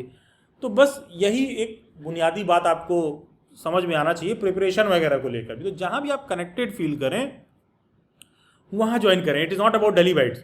इसीलिए किसी भी डेली बाइट्स के वेबिनार सेशन वगैरह में आज तक मैं नहीं करता था, लेकिन इस साल से 2025-2026 के सेशन के लिए जब से वेबिनार सेशन हमारे शुरू हुए हैं, तो इस सेशन से मैं प्रिपरेशन क्लासेस के रिगार्डिंग भी लोगों को बताना शुरू कर दिया हूँ। इसके पहले आप मेरे आज तक अगर मैंने 150 से 200 सेशंस किए होंगे और आज तक लगभग 15,000 बच्चों के साथ करियर काउंसलिंग में पार्टिसिपेट किया होगा, तो आप जाके चेक करिए। कभी मैं ये सब प्रमोट नहीं करता हूँ। लेकिन यहाँ क्यों किया जाता है? क्योंकि भाई यहाँ जो कारण है मतलब 2026 से ये इसलिए शुरू किया गया है क्योंकि बहुत ज़्यादा क्योस और कन्फ्यूजन भी है, तो उसको थोड़ा सा क्लैरिफाई करने की मेरी जिम्मेदारी है। तो मैं ये नहीं कहता हूँ कि आप डेली बैट्स ज्वाइन करिए, मैं बस इतना कहता हूँ कि प्लीज़ ये तरीका होता है चेक करने का। ठीक है, ये तरीका है चेक करने का। वरना दिल्ली में तमाम आपको ऑफलाइन इंस्टीट्यूशन मिल जाएंगे जो 10,000, 20,000, 30,000 में तैयारी करा रहे होंगे। अपना कॉमन सेंस यूज़ करो। तुम जो CUET का पेपर कोड चूज़ कर रहे हो, तुमको लगता है कि एक पर्टिकुलर लोकेशन पर ऑफलाइन मोड में CUET 04 का इतना सारे लोग पढ़ने आएंगे, तो कोई इंस्टीट्यूट तैयारी नहीं कराएगा। लेकिन जब तुम जाते हो तो तुमको लगता है अरे चलो मछली फंस गई, कोई भी बीएड के बैच में बैठा दें। तो थोड़ा ना पहले इन सब चीज़ों पर जागरूक होइए, पहले करियर को लेकर समझ डेवलप करिए, फिर कोर्स की तरफ जाइए कि कौन सा कोर्स मुझे लेना है। फिर राइट मार्ग, राइट रास्ता आपको खुद ही मिल जाएगा। फिर बहुत से ऐसे प्लेटफॉर्म मिल जाएंगे डेली बैच टाइप के जो आपका जेन्युइन वे में हेल्प कर रहे होंगे। तो कुछ फ्री उरी जैसा नहीं है, कहीं कोई फ्री लंच नहीं है। ठीक है, और तमाम ऐसे लोग हैं आजकल देख रहे थे, कई ऐसे प्लेटफॉर्म वाले हैं जो यूट्यूब पर ऐड चला रहे हैं, पेड ऐड, कि हमने इनका फ्री रिसोर्स लिया था, हमारे यहाँ से सिलेक्शन हो गया और ये हो गया वो हो गया। अबे तो फ्री रिसोर्स लिए थे तो उनका बैच क्यों प्रमोट कर रहे हो? फिर तो उनका फ्री रिसोर्स ही प्रमोट करो ना, कि फ्री रिसोर्स ही हो गया था। तो ये सब चीज़ें आप थोड़ा समझिए कि it's not that easy. And हाँ, थोड़ा सा दिमाग चलाओगे तो तुमको दिखेगा भी। कई बार होता है ना कि आदमी सच देखना नहीं चाहता है। अगर आप दुनिया में रोशनी देखना चाहते हैं तो अपना आंख बंद करोगे और बाहर रोशनी जल रही होगी तो भी तुमको महसूस होगा कि हाँ बाहर लाइट है। बस तुम देखना चाहते हो तो आंख बंद करके भी दिखाई देगा। अब जैसे मान लीजिए, लेट्स से एक एग्जांपल ले लेते हैं। मैं एक एग्जांपल ले लेता हूँ जामिया का। जामिया के पेपर में सोशल साइंस में हिस्ट्री, ज्योग्राफी, पॉलिटी, इकोनॉमिक्स ये सब तो पूछता ही है। साइंस में physics, chemistry, bio, mathematics, reasoning, teaching aptitude सब कुछ पूछता है। और तुमसे कोई कहता है कि हम 2,000 रुपये में तैयारी करा देंगे, तो तुमको खुद नहीं लग रहा है कि तुम्हारा बड़ा वाला कटने वाला है? ये प्रैक्टिकली पॉसिबल नहीं है। आप खुद सोच के देखिए, तुम अगर ट्यूशन भी पढ़ाते हो किसी को और तुम 3 महीने में सिलेबस नहीं कंप्लीट कराते हो बच्चे का, ट्यूशन भी पढ़ाते हो तो भी 1,000 रुपये 1,500 रुपये ले रहे हो, एक सब्जेक्ट 2 सब्जेक्ट 2 भी पढ़ा रहे हो। वो तुमसे कह रहा है कि साइंस का सारा सब्जेक्ट, सोशल साइंस का सारा सब्जेक्ट, मैथ रीजनिंग का सारा सब्जेक्ट सब करा देगा 2,000 रुपये में। तो ये बात आपके गले से नीचे नहीं उतरनी चाहिए। लेकिन फिर तुम कह सकते हो कि अरे सर, फलाना सर तो SSC में कराते हैं, फलाना सर तो UPSC में कराते हैं। तो भैया हिंदुस्तान में अगर तुम रहते हो ना, तो SSC, बैंक, UPSC उन सब एग्जामों के रिगार्डिंग इतना वेबिनार करके ज्ञान देने की ज़रूरत नहीं पड़ता है। जो बच्चा ग्रेजुएट है वो सब जाके एक बार SSC में अपने आप को जो एक बार डुबा के आए रहते हैं। तो SSC, UPSC, बैंक ये सब किसी को बताने की ज़रूरत नहीं है। उसके रिगार्डिंग लोगों को पता है। वहाँ 1,000 का बाजार है, वहाँ भीड़ पहले ही से खड़ी है कि SSC का पेपर है, 15 लाख लोग फॉर्म भरे हैं। तो वहाँ पर कोई आपको कुछ फ्री में करा रहा है तो वहाँ पर डुएबल है, हो सकता है। ठीक है, यहाँ CUET का पेपर ही 30,000 लोग दे रहे हैं, उसमें भी 4 अलग अलग कोड है। उन 4 अलग अलग कोड के अंदर भी 4 अलग अलग सब्जेक्ट है। अरे यार सीयूईटी का पेपर कितने लोग दिए थे? 40,000 लोग दिए थे टोटल टोटल 40,000 लोग फॉर्म भरे थे, सॉरी 30,000 लोग पेपर दिए थे, 29,000 या कितने लोग तो पेपर दिए थे। उस 29,000 में 8,000 सोशल साइंस के हैं, 7,000 लैंग्वेज के हैं, 3,000 मैथ के हैं। तो मैथ में केवल मैथ थोड़ी ना पूछ रहा है, लैंग्वेज में केवल लैंग्वेज थोड़ी ना पूछ रहा है, लैंग्वेज में तो हिंदी इंग्लिश संस्कृत तीनों पूछ रहा है। और तुमको ये बात समझ में आना चाहिए कि संस्कृत का टीचर इंग्लिश थोड़ी ना पढ़ाएगा। तो कोई डेली बाइट्स पर भी आता है तो संस्कृत का टीचर अलग है, इंग्लिश का टीचर अलग है। तो आप जब ये चीज़ कैलकुलेशन करोगे तो जब तुमको कोई कह रहा है ना कि फ्री में करा रहे हैं, तो तुम्हारा कान खड़े हो जाने चाहिए कि भाई ये कैसे फ्री में कराने वाले हैं। ठीक है, साइंस का टीचर को इतना सस्ता थोड़ी ना मार्केट में मिल रहा है कि तुम 2,000 रुपये दोगे और 2 महीने में तुम्हारा कंप्लीट करा देंगे। तो थोड़ा ना इन सब चीज़ों पर जागरूक रहिए। बाकी ये आपकी इच्छा है, आपको कोई आप कहाँ ज्वाइन करते हो आपकी इच्छा है। मैं बस आपको बता रहा हूँ कि चूज़ कैसे करना चाहिए। थोड़ा सा अपना दिमाग लगाओगे इन बातों पर तो आपको समझ में आएगा कि ज़रूरत से ज़्यादा कोई चीज़ सस्ता दिखे, too good to be true वाली बात रहे तो थोड़ा सा कॉशियस रहा करिए, क्योंकि बेवकूफ़ आदमी होता नहीं है, कई बार आदमी बेवकूफ़ खुद ही बनने जाता है। ठीक है, आप हाइपोथेटिकल चीज़ें सोचते हो कि अच्छा अच्छा तुमको बता दिया गया कि गुरु तो पता नहीं क्या होता है और टीचर हैं, टीचर नहीं परमात्मा होते हैं, तो फ्री में सेवा करना इन लोगों का काम है। कितने स्कूल और संस्था देश में फ्री में चल रहे हैं अगर सरकार उनको फंड ना दे तो, या कोई एनजीओ फंड ना दे तो कॉमन सेंस यूज़ करो तो आपको खुद ही दिखने लगेगा क्या करना है नहीं करना है। That should be the basis of decision. बाकी किसी भी कैंडिडेट को कोई भी डाउट एंड क्वेरी है तो आप अपना हैंड रेज कर सकते हैं, मैं एक एक करके आप लोगों को पढ़ाऊँगा एंड जो भी आपके डाउट एंड क्वेरी हैं उनको मैं डिस्कस कर लूँगा। एंड जिनको भी BHU B.Ed से रिलेटेड डाउट है या कुछ और भी डाउट है तो आप अपना हैंड रेज कर सकते हैं and will start with you people one by one. First I will come to Tarannum. जी Tarannum. Good evening sir. Good evening Tarannum. तुम आजकल रोज आ रही हो डेली बैच सेशन में? सर मेरा एक डाउट था हाँ इसलिए बताइए। था मुझे। नहीं ठीक है, आने का सर कोई दिक्कत मेरा नहीं है, लेकिन ऐसा क्या समस्या हो रहा है? सर एक्चुअली मुझे दूसरे का भी डाउट सुनना हाँ था हाँ बताइए बताइए इसीलिए। बताइए। हाँ सर एक्चुअली ये है कि अब 2026 के लिए मैं दोबारा से बीएड की प्रिपरेशन करने के लिए सोच रही हूँ, ठीक है। अच्छा दोबारा सोच क्योंकि रहे, वो ठीक है सर ठीक है ठीक है, फिर तो आइए। हाँ मैंने विड्रॉ किया ना, वो इसी वजह से कि मेरा एक ईयर का उन का हो गया है। मैंने सेशन की अब मैं रिस्क आपकी नहीं वॉइस लेती। बहुत धीरे आ रही है। सर जो मैंने आईटी में विड्रॉ किया है ना, हम्म। वो मैंने सेशन होने की वजह से किया, ठीक है। अच्छा तो अब मैं दोबारा से उसको करना चाहती हूँ। तो सर मेरा जो मास्टर है ना वो 2026 में जून में एग्जाम है उसका, तो जून में वो फाइनल हो जाएगा। तो सर जो सीयूटी का एग्जाम है वो मार्च में हो जाएगा, ठीक है। Right right. हम मार्च में हो जाएगा। और सर जो डीयू और बीएचयू जो अपना खुद का सीटेट नाम से फॉर्म रिलीज करती है, तो वो अप्रैल वगैरह में आ जाएगा फाइनली, मतलब कि मई या जून तक उनका भी एडमिशन हो जाएगा। लेकिन सर मेरा ये है कि जो एमए का पेपर है वो जून में होगा। उससे कोई दिक्कत तो नहीं जो है, उससे कोई दिक्कत नहीं है, एडमिशन उन लोगों का बाद में होता है, उससे कोई दिक्कत नहीं होगा। वो ठीक है, वो मुझे पता है, लेकिन मेरा ये कहने का मतलब है अगर जैसे मास्टर में अगर मेरी कोई बैक वगैरह आती है तो उसको मैं दिसंबर 2026 में दे पाऊंगी, तो वो सेंसेशन होगा तब भी। सुनो यार, दिमाग उतना लगाया करो जितना ज़रूरत हो। अब ऐसे वहाँ खड़ी हो और सर पे तुम्हारी छत गिर जाए तो क्या करोगी? कोई क्या करेगा बताइए? Yes sir. ये तो कोई बात ही नहीं हुआ कि सड़क पे बाहर निकली खंबा सर पे गिर गया तो? सड़क पे बाहर निकले थे, कहीं बिजली तुम्हारे सर पर आके गिर गई तो मैं क्या करूं सर? मैं घर से नहीं निकलूंगी सर। सर मैं घर के अंदर हूं सर, छत गिर गया मेरे ऊपर तो? सर मैंने बिजली का स्विच छुआ, कहीं मुझे करंट मार दिया तो? सर मेरा जून में एमए का पेपर है, मेरा अगर बैक लग गया तो मेरा एडमिशन कैसे होगा? पेपर तो दिसंबर में होगा। अरे यार तुम थोड़ा ढंग से प्रिपेयर करके जाओ, बैक कैसे लग जाएगा? ये तो कोई बात ही नहीं हुई कि सर मेरा बैक लग जाएगा, मेरा तो फाइनल ईयर में, मेरा तो सर बैक आ जाएगा तो फिर बीएड में एडमिशन ही नहीं होगा। अब तो फिर बैक आ जाएगा तो कोई क्या करे? मतलब ये तो मतलब कितनी डिप्रेसिंग थॉट वाली बात है कि बैठे हुए हैं, एमए का पेपर देना है अगले साल जून में, तो सर मेरा सीयूईटी का पेपर मार्च होगा और सर हम जून में फेल हो गए तो? मतलब आप अपना कॉमन सेंस यूज़ करिए, आप क्या बात कर रहे हो? सर हम बाहर जाएंगे और हवा में सांस लिए, पता चला कोई कोई फैक्ट्री है वहाँ पर केमिकल कुछ रिलीज हो गया और हम सांस लेते ही मर गए तो क्या होगा? मतलब कैसी बातें कर रहे हो कि सर हम जून में मेरा पेपर होगा, सीयूईटी का पेपर मार्च में हो जाएगा, जून में पेपर होगा, उसमें हम फेल हो गए तो थोड़ा पढ़ लो ताकि फेल ना हो, इसका उपाय तो यही है। बाकी फेल हो जाओगे तो ठीक बाहर है। कर देंगे सर सीयूईटी वाले, और क्या। और सर सेकंड ये है कि जो जामिया का बैच स्टार्ट होने वाला है वो सर 18 को आपका ओरिएंटेशन है, ठीक है। अच्छा 18 को और ओरिएंटेशन है जी, हाँ। 18 को ओरिएंटेशन है और 21 को क्लास शुरू हुई सर, वो टेंटेटिव है। तो सर मैं ये कहना चाह रही हूँ कि जैसे अगर मैं 18 तक से रजिस्ट्रेशन ना कर पाई, 21 तक अगर मैं करूँ तो हो जाएगा? देखो यार, हो जाएगा, ये इसमें कोई दिक्कत नहीं है। एंड जामिया उमिया का ना डेट अब बहुत ज़्यादा पोस्टपोन नहीं होगा। हाँ 18 को डेट दिया गया है ना जामिया का, तो पोस्टपोन सर नहीं होगा। मैं तुमको सजेस्ट करूंगा, अगर तुमको फी का कुछ दिक्कत होगा तो दिल्ली बाइट्स पे you have been an existing student, ठीक है, ये जाके ये बात हैंडलर को बोलिएगा कि मैं एग्जिस्टिंग स्टूडेंट हूँ, देख के ऐड कर देंगे आपको ऐसे भी। ठीक है, आप बोल दीजिएगा कि मैं कुछ आप टोकन अमाउंट दे दीजिएगा, 1000 रुपये या कुछ भी। ठीक है, आप दे के रजिस्टर करा लीजिए। ठीक है सर। ठीक है, और प्लीज़ ये बेवकूफ़ी वाली बात नहीं करेंगे दोबारा से कि सर हम यस पेपर सर। दे रहे हैं फेल हो गए तो। अरे वो बात की बात है यार, तब का तब देखेंगे। ये तो कोई बात ही नहीं हुआ कि सर मेरा CUET का पेपर है मार्च में, सर हम फेल हो गए हैं तो सर अभी तैयारी क्या करें, मान लीजिए कहीं फेल हो गए तो। ये तो कोई बात ही नहीं हुआ। सर पेपर देने गए, पता चला मेरी बाइक लड़ गई तो।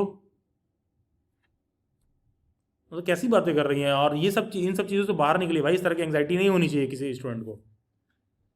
ओके सर, आपका थैंक काम यू। है प्रिपेयर करना, आपका काम है पेपर देना। आप वो करिए जिन चीज़ों पर आपका कंट्रोल है। आपका कंट्रोल किस चीज़ पर है कि आप प्रिपेयर करके मार्च में पेपर देंगी और जून में अपना एग्जाम देंगी PG का। आपको अंदर से ये है ना कि आप ना फेल नहीं होना चाहती हैं, आप प्रिपेयर करके जाएंगी, तो बस प्रिपेयर करके जाइए। बाकी जो होगा वो सब छोड़ दीजिए ऊपर वाले के नाम पे। ठीक है, तो इन सब चीज़ों पर दिमाग ठीक। मत लगाइए बहुत ज़्यादा। और रही बात GMI की क्लासेस की, तो वो डिले नहीं होगा। आई थिंक नेक्स्ट 3-4 दिन में सभी क्लासेस शुरू हो जाएंगी। बस मेरा थोड़ा सा जो है ओरिएंटेशन का शेड्यूल अभी जारी नहीं हुआ है, लेकिन मस्त नेक्स्ट 3-4 दिन में सब शुरू हो जाएगा। डिले होगा भी तो 2-3 दिन से ज़्यादा डिले नहीं होगा अब। ठीक है। ठीक है सर। ठीक। Okay, then I come to next candidate, Shaban Khan. Good evening sir. Good evening Shaban ji, बताइए। सर जामिया मिलिया इस्लामिया से मैंने इस साल बीएड स्पेशल एजुकेशन में विजुअल इम्पेयर्ड में एंट्रेंस दिया था अपना। तो इंटरव्यू के लिए स्टाइल सिलेक्ट हो गई थी, लेकिन वेटिंग लिस्ट में मेरा सेकंड नंबर है। ओबीसी कैंडिडेट हूँ मैं सर। तो क्या पॉसिबिलिटी है कि हो जाएगा? 9.5%।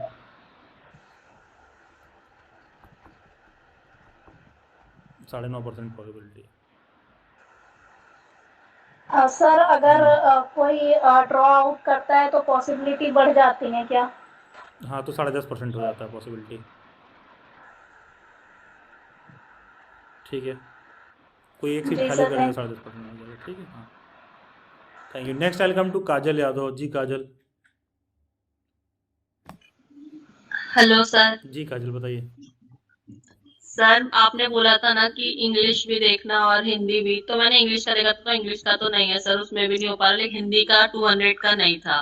और मैंने सोचा था फिर आपने बोला था कि मतलब और भी यूनिवर्सिटीज में ट्राई करना चाहिए, तो मैंने मैंने BHU का भी मैंने कहाँ आपको पर बात तो हुई थी देख ली आपसे? थी कल बात पहले हुई थी ही। आपसे मेरी। जी। कल बात हुई थी आपसे मेरी। हाँ जी, हाँ जी। अच्छा, क्या चीज़ बोला था मैंने आपको करने के लिए? मैंने ये बोला था सर कि मैं केस 2 में एलिजिबल नहीं हो पा रही हूँ। 200 मार्क्स में से मेरे 100 नहीं आ पाए हैं इकोनॉमिक्स में, लेकिन मुझे करना इकोनॉमिक्स में ही था। मैं BCom की ठीक है। स्टूडेंट, मैंने बताया था आपको। तो आपने बोला था कि इंग्लिश और हिंदी भी आप ट्राई कर सकते हैं, अगर देखना है, अगर उसमें देख सकते हो आप। तो सर मैंने हिंदी में तो मेरा 200 मार्क्स का नहीं है, और इंग्लिश का मेरा मतलब वही फिर केस 2 एलिजिबल नहीं हो पा रहा है। तो मैंने BHU की कल आपकी वीडियो देखी, तो उसमें भी यही था कि 2 इयर्स तक मतलब कोई सब्जेक्ट होना चाहिए।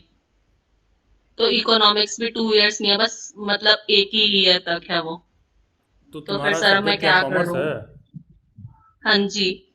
तो BHU में क्या कॉमर्स वाले बच्चों को पोस्ट ग्रेजुएट होना चाहिए क्या? पोस्ट ग्रेड नहीं, मतलब ये था ना कि आपके ग्रेजुएशन में 2 साल तक वो सब्जेक्ट पढ़ा होना चाहिए, तो इकोनॉमिक्स मैंने एक ही साल पढ़ी है, ये बोल रही हूँ मैं। तो आपने BCom कर रखा है ना? हाँ जी, मैं अभी मास्टर्स अभी परस्यू कर रही हूँ। हाँ ठीक है, आपने BCom कर रखा है, तो आप कॉमर्स से क्यों नहीं भर सकती हैं BHU में, ये बताइए। सर मुझे इको में इंटरेस्ट है, इसलिए। BCom कर रखी है, इंटरेस्ट इकोनॉमिक्स में है? जी सर। देखो बेटा, दुनिया तुम्हारे इंटरेस्ट के हिसाब से नहीं चलती है, ठीक है। तुम जो पढ़ रखी हो हम्म। उसी सब्जेक्ट में एलिजिबल हो, सिंपल सा बात है, ठीक है। तो सर अब मैं क्या, मैंने तो वो कोर्स भी ले लिया अभी, ये आपके दिल्ली वाइट में। तो 04 का पेपर देना है आपको। हाँ जी। हाँ, तो 04 का प्रिपरेशन करिए। तो लेकिन सर इकोनॉमिक्स का तो वो हो नहीं पा रहा, तो फिर कैसे करूं मैं? तो कॉमर्स वाले में एलिजिबल हो, BHU वाले में। देखिए, आपसे मैं तो दो तीन उसमें प्रश्न पूछ दूंगा ना, आप क्लीन बोल्ड हो जाएंगे। आप ये बताइए, क्या फ़र्क पड़ता है, कोई बच्चा बीएड में कॉमर्स या इकोनॉमिक्स चूज़ करता है तो क्या फ़र्क पड़ता है, बताओ। नहीं सर, मतलब ये तो होता ही है ना अरे, कि जिसमें आपको जो इंटरेस्ट है वही पूछ रहा पढ़ाना हूँ ये चाहिए। बताइए, कोई बच्चा बीएड में कॉमर्स की जगह इकोनॉमिक्स चूज़ करता है या इकोनॉमिक्स की जगह कॉमर्स चूज़ करता है, क्या फ़र्क पड़ता है इस बात से। इकोनॉमिक्स मेन कोर सब्जेक्ट मिल जाएगा, लेकिन उसमें कॉमर्स में तो मींस उससे बिजनेस, होगा क्या, ये तो बताइए, क्या अकाउंट्स होता है वगैरह। उससे, ये बताइए। जी। उससे क्या होता है, क्या फ़र्क पड़ता है यार, ये बताओ। फर्क क्या। का तो नहीं पता सर मुझे। हाँ, तो बस फ़र्क जब पता चल जाएगा तो ये बात नहीं करेंगे जो यहाँ पे कर रही हैं, ठीक है। और ये फ़र्क जानने के लिए जाके गूगल या यूट्यूब पर सर्च करिएगा कि क्या बीएड में सब्जेक्ट मैटर करता है, डेली बाइट्स लिख दीजिएगा आगे, आपको एक मेरा सेशन मिल जाएगा सरवानी मैम के साथ, वो पूरा वीडियो देख डालिएगा, ठीक है। तो सारे सर मैं अपना तो फिर प्रिपरेशन। सारे प्रश्नों का हल आपको मिल जाएगा, ठीक है। जाके ये चीज़ सर्च करिए कि क्या बीएड में सब्जेक्ट मैटर करता है, डेली बाइट्स, ठीक है। Okay sir. हाँ, वो सर्च करिए और मेरा सजेशन भी रहेगा। तब तक मैं और लोगों से बात कर रहा हूँ, इन मीन टाइम 10 मिनट लगेगा, आप जाइए देख के आइए, ठीक है। तो आपको मैं सर 04 से कंटिन्यू करूं आपका बैच, फिर या पहले वीडियो ही देख लूं मैं? पहले आप वीडियो देख लीजिए, ओके सर। ठीक है। तुम असमंजस में रह के बैच में कैसे प्रिपरेशन कर सकती हो, और मुझे खुद इतना बुरा लगेगा तुम्हें पढ़ाते वक्त कि मेरे कैंडिडेट का माइंड क्लियर नहीं है पढ़ते समय, कि उसका उसका उसका लक्ष्य नहीं क्लियर है, वो बैठ के रोज मेरे साथ पढ़ रहा है, कैसे फोकस करोगी, जाके पहले देख के आओ। सर क्लियर तो था, बहुत करना ही था इस बार। नहीं बस क्लियर, बस तुमको बीएड करना था, बाकी का दिमाग में तो आपके सब ऑल क्लियर है, ठीक है। क्या आपको कुछ पता नहीं है, ठीक है, बस बीएड करना ये क्लियर है आपको, ठीक है। बाकी का सब चीज़ ऑल क्लियर चल रहा है आपका, ठीक है। थोड़ा जाइए चेक करके आइए, इस बात से फ़र्क नहीं पड़ता है कि कॉमर्स है या इकोनॉमिक्स है, क्या है। जाओ जाके पहले वो देख के आओ, ठीक है, ताकि तुमको समझ में आए, ताकि आप इस रटन से बाहर निकलिए कि हम बीएड में इकोनॉमिक्स लेंगे कि कॉमर्स लेंगे। डजेंट मैटर, आप कुछ भी लीजिए, ठीक है। तो जाइए देख के आइए, ठीक है। तब तक मैं बात कर ओके रहा हूँ। सर। हाँ हाँ। Then I come to Madhu रानी।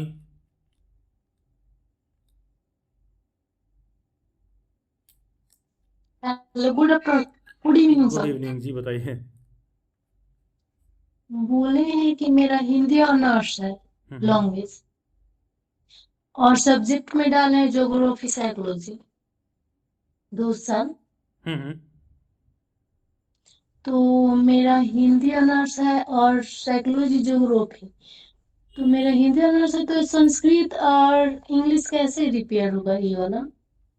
कड़ी लगन, मेहनत, संघर्ष से, और कैसे होगा। हमको हार्ड, मेरे को ना थोड़ा सा वीक लगता है ये वाला, इंग्लिश वाला, थोड़ा देखो संस्कृत मधु भी। रानी, सुनो, जी जी। तुमको कठिन लगता है आसान लगता है ये इससे मतलब नहीं है यार, पेपर में तीनों पूछेगा भाई, ठीक है। जी हमारा काम है पढ़ाना, ठीक है। मान लो हमारे कोई बैच में ज्वाइंट है, तो हमारा जी काम क्या है, उसको हिंदी, इंग्लिश और संस्कृत तीनों पढ़ाना, ठीक है। अब तुम हिंदी जी। मीडियम की हो तो हम क्या करें इसमें, बताइए, ठीक है। हमारा काम है पढ़ाना है, कोई हमारे यहाँ आता है तो हम इंग्लिश संस्कृत पढ़ाते हैं। शायद तरन्नुम लैंग्वेज में की बैच में थी लास्ट ईयर, ठीक है। यस जी सर। हाँ, तो तरन्नुम आप हिंदी मीडियम से थी, यस सर। आप हिंदी मीडियम की हैं। Yes sir. हाँ, तो देखो मधुरानी, ये हिंदी मीडियम की थी लास्ट ईयर, तो तुमको इंग्लिश और संस्कृत पढ़ाए थे जी। ना हम लोग। Yes sir. हाँ, तो मधुरानी हमारा काम है ये, ठीक है। जी कंप्लीट। अगर कल को सीयूईटी वाले ये बोलते हैं कि हम लैंग्वेज के बच्चे से चाइनीज़ भी पूछेंगे, तो हम जाके एक तो चाइनीज़ का भी टीचर ढूंढ के लाएंगे, क्योंकि हमारा काम है उस चीज़ को कराना, ठीक है। हमको ये मतलब नहीं कि सरकार उसमें क्यों पूछ रही है संस्कृत, क्यों पूछ रही है हिंदी। कल को गवर्नमेंट कहेगी भैया हम उसमें नेपाली पूछते हैं और कुछ पूछते हैं, भैया हम अब क्या करें, पूछ रही है, हमको डेली बाइट चलाना है, हमको डेली बाइट आगे बढ़ाना, लैंग्वेज का बच्चा आएगा, लो भाई चाइनीज़ पढ़ो। इसके लिए सरकार से कंप्लेन करिए, देखिए क्या होता है। तो सर हम क्यों कंप्लेन करेंगे? तो जैसा दिक्कत तुमको है ना, बताया। हमको दिक्कत नहीं है। जी जी दिक्कत तुमको, इसलिए तुम कंप्लेन करो, तुम्हारे हिस्से का कंप्लेन मैं करूं, हमको कोई दिक्कत नहीं है। जी हमको कोई दिक्कत नहीं भाई, हम तो तीनों का फैकल्टी लेके बैठे हुए हैं, हमको क्या दिक्कत है। कोई बच्चा है कि जाइए उस लैंग्वेज वाले सेक्शन में भेज दिया जाएगा आपको, जाके तीनों पढ़िए फैकल्टी के साथ, हमको क्या दिक्कत है। तुमको दिक्कत है जाके सरकार से कंप्लेन करो, हमको कोई दिक्कत नहीं है। आप जाके देखिए, आपको पता होना चाहिए, अभी आप लोग थोड़ा और डिटेल में एनालिसिस करोगे तो दिल्ली यूनिवर्सिटी में कॉमर्स वाले बच्चे से कॉमर्स नहीं पूछता है, लेकिन आर्ट वाले बच्चे से कॉमर्स पूछता है पेपर में। तो हमको कोई दिक्कत थोड़ी ना है, बल्कि 04 वाले को तो मैं खुद ही पढ़ाता हूँ, हमको कोई दिक्कत नहीं है भाई। हम इकोनॉमिक्स और कॉमर्स की फैकल्टी है, इस हिसाब से रखे हैं कि वो कॉमर्स की टॉपिक भी उसमें कवर कराएं। हमारा काम ये है। अब सरकार पूछ रही है तो उससे शिकायत आपको है तो आप कंप्लेन करिए, मुझे शिकायत नहीं है गवर्नमेंट से इस बात पे, ठीक है। नो सर, ऐसी बात नहीं। ऐसा बात क्यों नहीं है, तुमको शिकायत होना चाहिए, जाके करो। क्यों नहीं है तुम्हें शिकायत, तुमको होना चाहिए शिकायत इस बात से, ठीक है।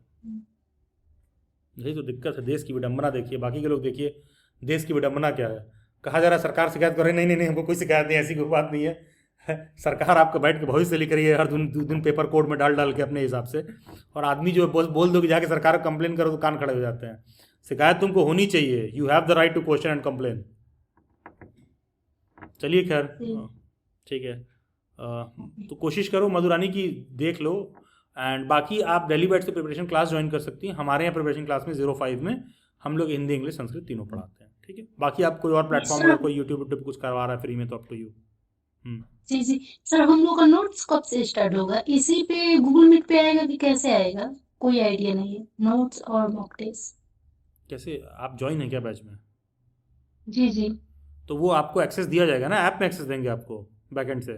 जी जी आपकी जो लैंग्वेज की फैकल्टी है ना, जी वो आपको एक्सेस देंगी ऐप में नोट्स और जी। मॉक के लिए, ठीक है। Okay okay sir. आपको लैंग्वेज के सेक्शन में भेजा जाएगा उसी हिसाब से, ठीक है मधुरानी। जी जी ठीक है। एंड देखो, कोई भी बच्चा लैंग्वेज का है तो प्लीज़ डिमोटिवेट मत होना। जानते हो यार, अगर तुम हिंदी के हो ना और तुमको इंग्लिश नहीं आती है तो इंग्लिश वाले को भी हिंदी नहीं आती है ठीक से, इंडिया में यही सिचुएशन है। और कोई संस्कृत वाला है तो उसको संस्कृत में भी दिक्कत है। तो तीनों सब्जेक्ट में हर बच्चा होगा जो किसी एक सब्जेक्ट में प्रॉब्लम होगा। तो अगर आपका कोई स्ट्रांग होल्ड है तो अगले का दूसरे सब्जेक्ट में वीक होल्ड है। तो ये एक फलक्रम बैलेंस्ड है, तो उसको लेकर बहुत चिंता ना करिए आप लोग, ठीक है। जी। संस्कृत भी थोड़ा सा वीकिंग है, मतलब हिंदी थोड़ा सही है, हिंदी बहुत सही है, बट हाँ इंग्लिश तो ठीक है, तो संस्कृत। क्लास करिएगा, उसी काम के लिए बैठा गया है, ठीक है। जी जी जी। ठीक है मधुरानी, बहुत सारी शुभकामनाएं। Then welcome to Nagma Siddiqui. Okay, thank you sir. Thank you. Good evening sir. Good evening Nagma ji, बताइए।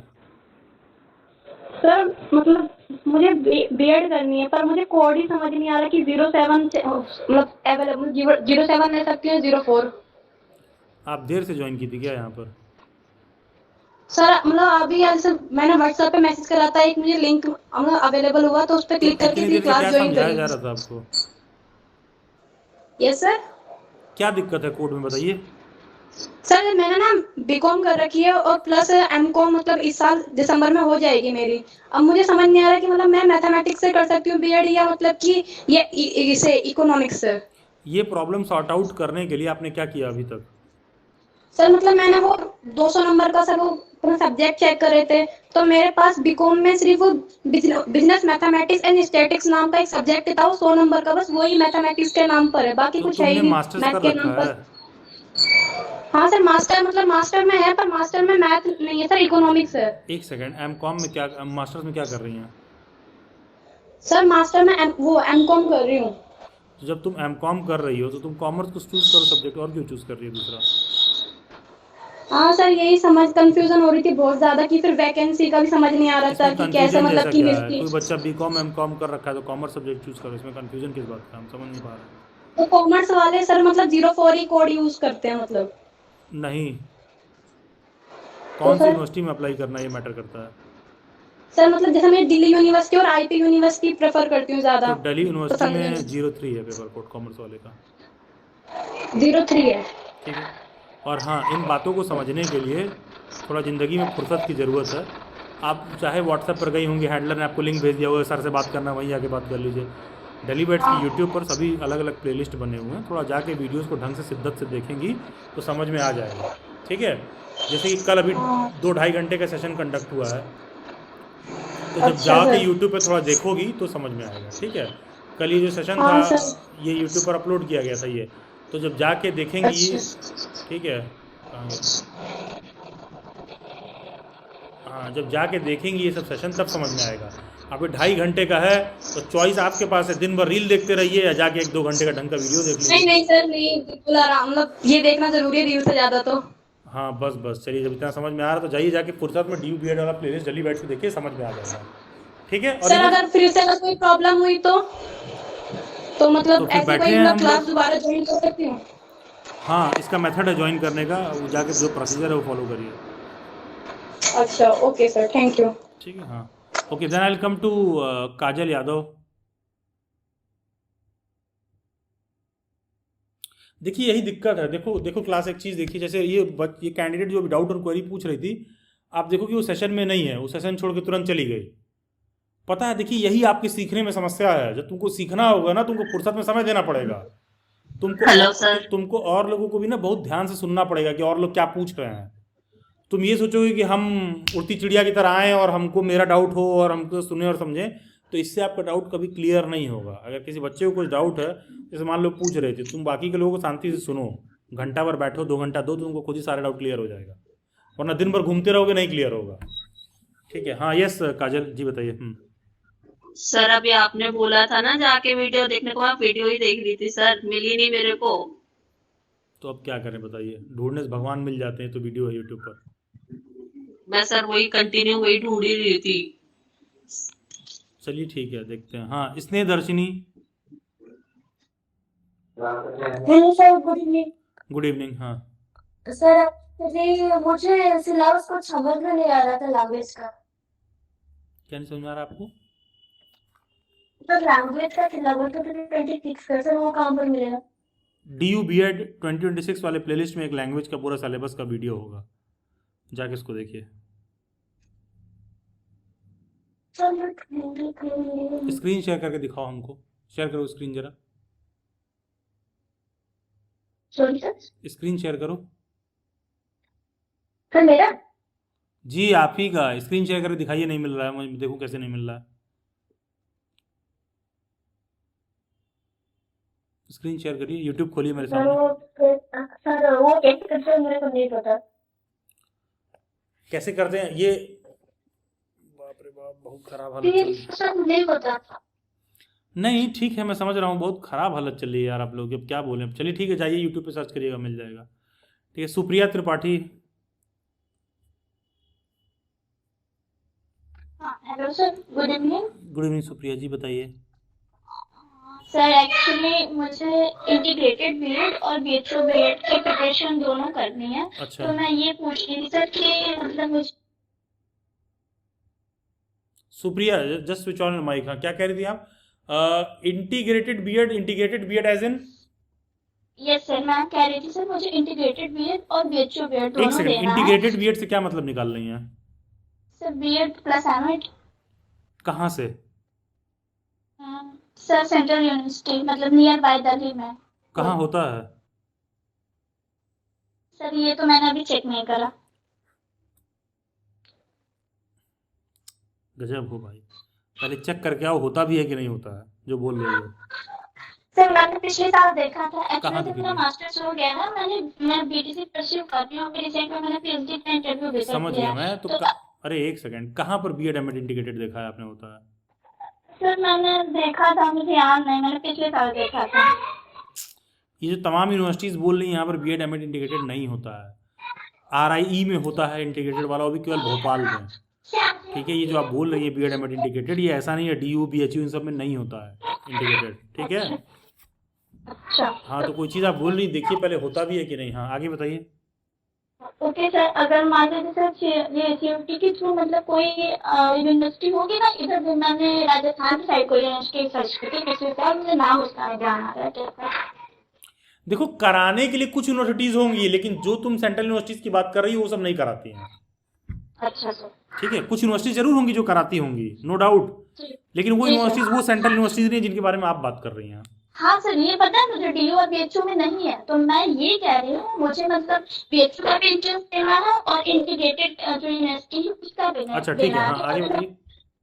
हाँ, तो मुझे प्रिपरेशन अगर करनी है दिल्ली बाइट से, तो मुझे दोनों के अलग अलग बैच ज्वाइन करने पड़ेंगे या एक ही सफिशियंट है? नहीं, डिपेंड करता है पेपर में क्या पूछ रहा है। अगर सीयूईटी के लिए ज्वाइन कर रही हैं तब तो ठीक है, कोई दिक्कत नहीं है। आपका पेपर कोड क्या है? तो पेपर कोड नहीं देखा मैंने, पिछले साल का सब विजिट किया सब्जेक्ट अभी क्या है मैंने यार तुम्हारा? सब्जेक्ट बता दो भाई। बायोलॉजी। बायो तो CUQP 06 है तुम्हारा पेपर कोड, साइंस की हो, ठीक है। Okay sir. तो जब तुम साइंस का ज्वाइन करोगी और किसी कहीं पर बीएड एमएड इंटीग्रेटेड दे रही हो तो वहाँ साइंस थोड़ी ना पूछेगा, वहाँ तो कुछ और पूछेगा।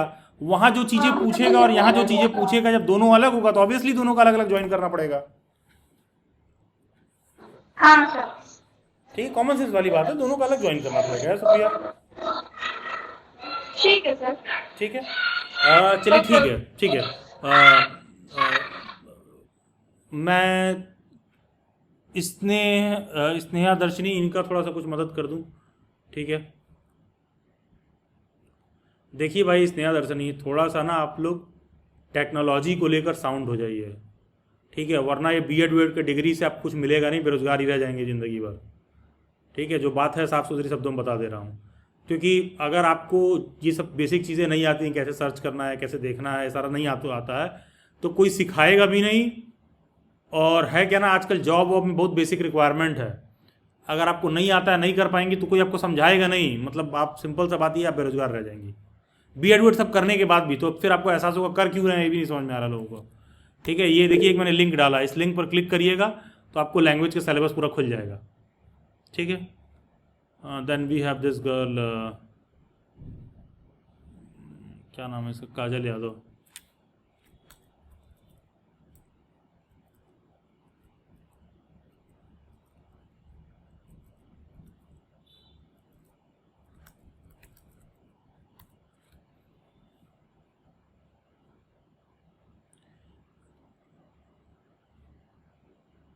जैसे होता क्या है ना कि देखो यार, किसी चीज़ को मतलब किसी चीज़ पर सही ज्ञान भी वही पा सकता है जिसको ढूंढने आता हो।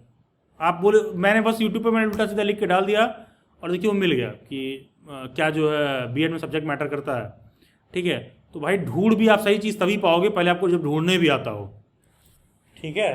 नहीं तो मंदिर में जाके रोज़ टीका लगा के शिवलिंग में माथा लड़ाते रहिए, हे भगवान मदद करो, हे भगवान मदद करो, माथा घिस जाएगा, भगवान मदद नहीं कर पाएंगे, ठीक है। तो बात ये है ना कि ये जो तरीका है उसको सर्च करना भी सीखिए कि कैसे चेक करना है। तो मैंने डाल दिया है, काजल यादव, आप भी जाके देख लीजिएगा, ठीक है। किसी और को कोई डाउट और क्वेरी? मेरा एक डाउट है। यस, किसका डाउट है? Just raise your hand.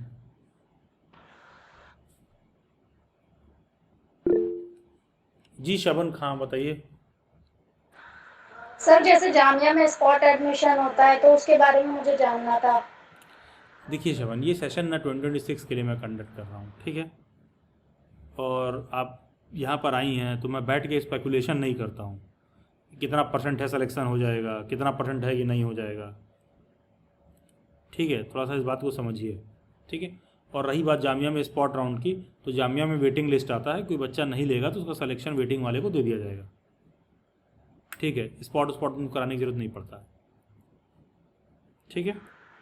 Sir thank you. Waiting में है, ऊपर के 2 लोग सीट छोड़ देंगे तो हो जाएगा। ऊपर के लोग सीट छोड़ेंगे कि नहीं छोड़ेंगे इसका क्या प्रोबेबिलिटी है, ये तो उन लोगों से पूछना पड़ेगा कि भाई तुम अपना सीट छोड़ोगे कि नहीं छोड़ोगे। तुम देखो कि तुम्हारा एडमिशन होता तो क्या तुम अपना सीट छोड़ती?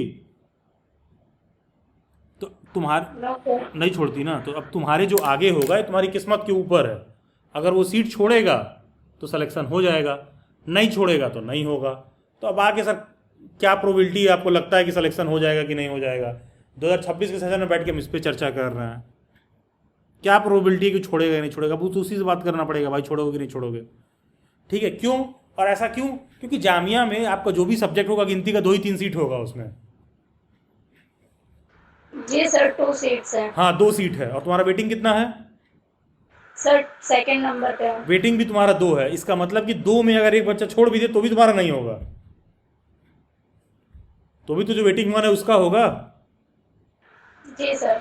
तो अब हमसे क्या परसेंटेज पूछ रहे हो उसमें, सर क्या प्रोबेबिलिटी सिलेक्शन, कह रहे हो तो वो दोनों की सीट खाली करेंगे तो आपका हो जाएगा, नहीं करेंगे तो नहीं होगा। तो इसका कोई वो नहीं होता, परसेंटेज वगैरह कुछ नहीं होता, इसका कोई उसका कोई तर्क नहीं है, वो खाली करेगा तो होगा, नहीं करेगा तो नहीं होगा। ठीक है, तो सिंपल सा बात है। तो अब जब यहाँ वेटिंग निकला हुआ है वहाँ पर स्पॉट राउंड कराने की क्या ज़रूरत है? सोच के देखिए, जहाँ पर वेटिंग पहले ही निकला हुआ है वो स्पॉट राउंड क्यों कराएंगे? नहीं सर, अभी बीएड जनरल का आना बाकी है रिजल्ट, तो हो सकता है कि वहाँ पे वो लोग हम्म, तो वहाँ भी वेटिंग जारी करते हैं शबन, सिंपल सा तरीका है, वेटिंग जारी करते हैं वो। जैसे मान लो तुम्हारे यहाँ 2 बच्चों का सिलेक्शन हो गया, ठीक है, और 2 ही और वेटिंग में हैं, तुम और कोई और होगा, तो स्पॉट राउंड कराएंगे किसके लिए? वो वेटिंग से ही तो भर जाएगा सीट, बात ही खत्म, कराएंगे क्यों वो? मतलब बहुत सिंपल सा लॉजिक है। ठीक है, हाँ यस काजल यादव। सर आपने बोला था ना वो कॉमर्स वाला, तो सर उसमें कौन से सब्जेक्ट का एग्रीगेट देखेंगे? जैसे इकोनॉमिक्स में तो मैं इको का देख रही थी 200 मार्क्स का, तो अब इसमें कॉमर्स में मतलब किस ये किस तुमने सब्जेक्ट का वीडियो मैं देखा जो एग्रीगेट भेजा देखूं? हूँ? नहीं सर। तो सुनो, अगली बार से ना हमारे सेशन में ज्वाइन ना करना डेली वेट्स पर, ठीक है? फ्री है इसका मतलब ही नहीं होगा कि कोई भी आके यहाँ पे ये सब करेगा। जब कोई चीज़ बोला जा रहा है करके आइए तो करके आइए, ठीक है? कुछ सोच के ही मैं कह रहा हूँ ना आपको। Okay sir, sorry. नहीं सॉरी की कोई बात ही नहीं है यार, कुछ सोच के मैं कह रहा हूँ ना कि पहले देख के आओ, उस डाउट को खत्म करो हमेशा के लिए, वंस एंड फॉर ऑल।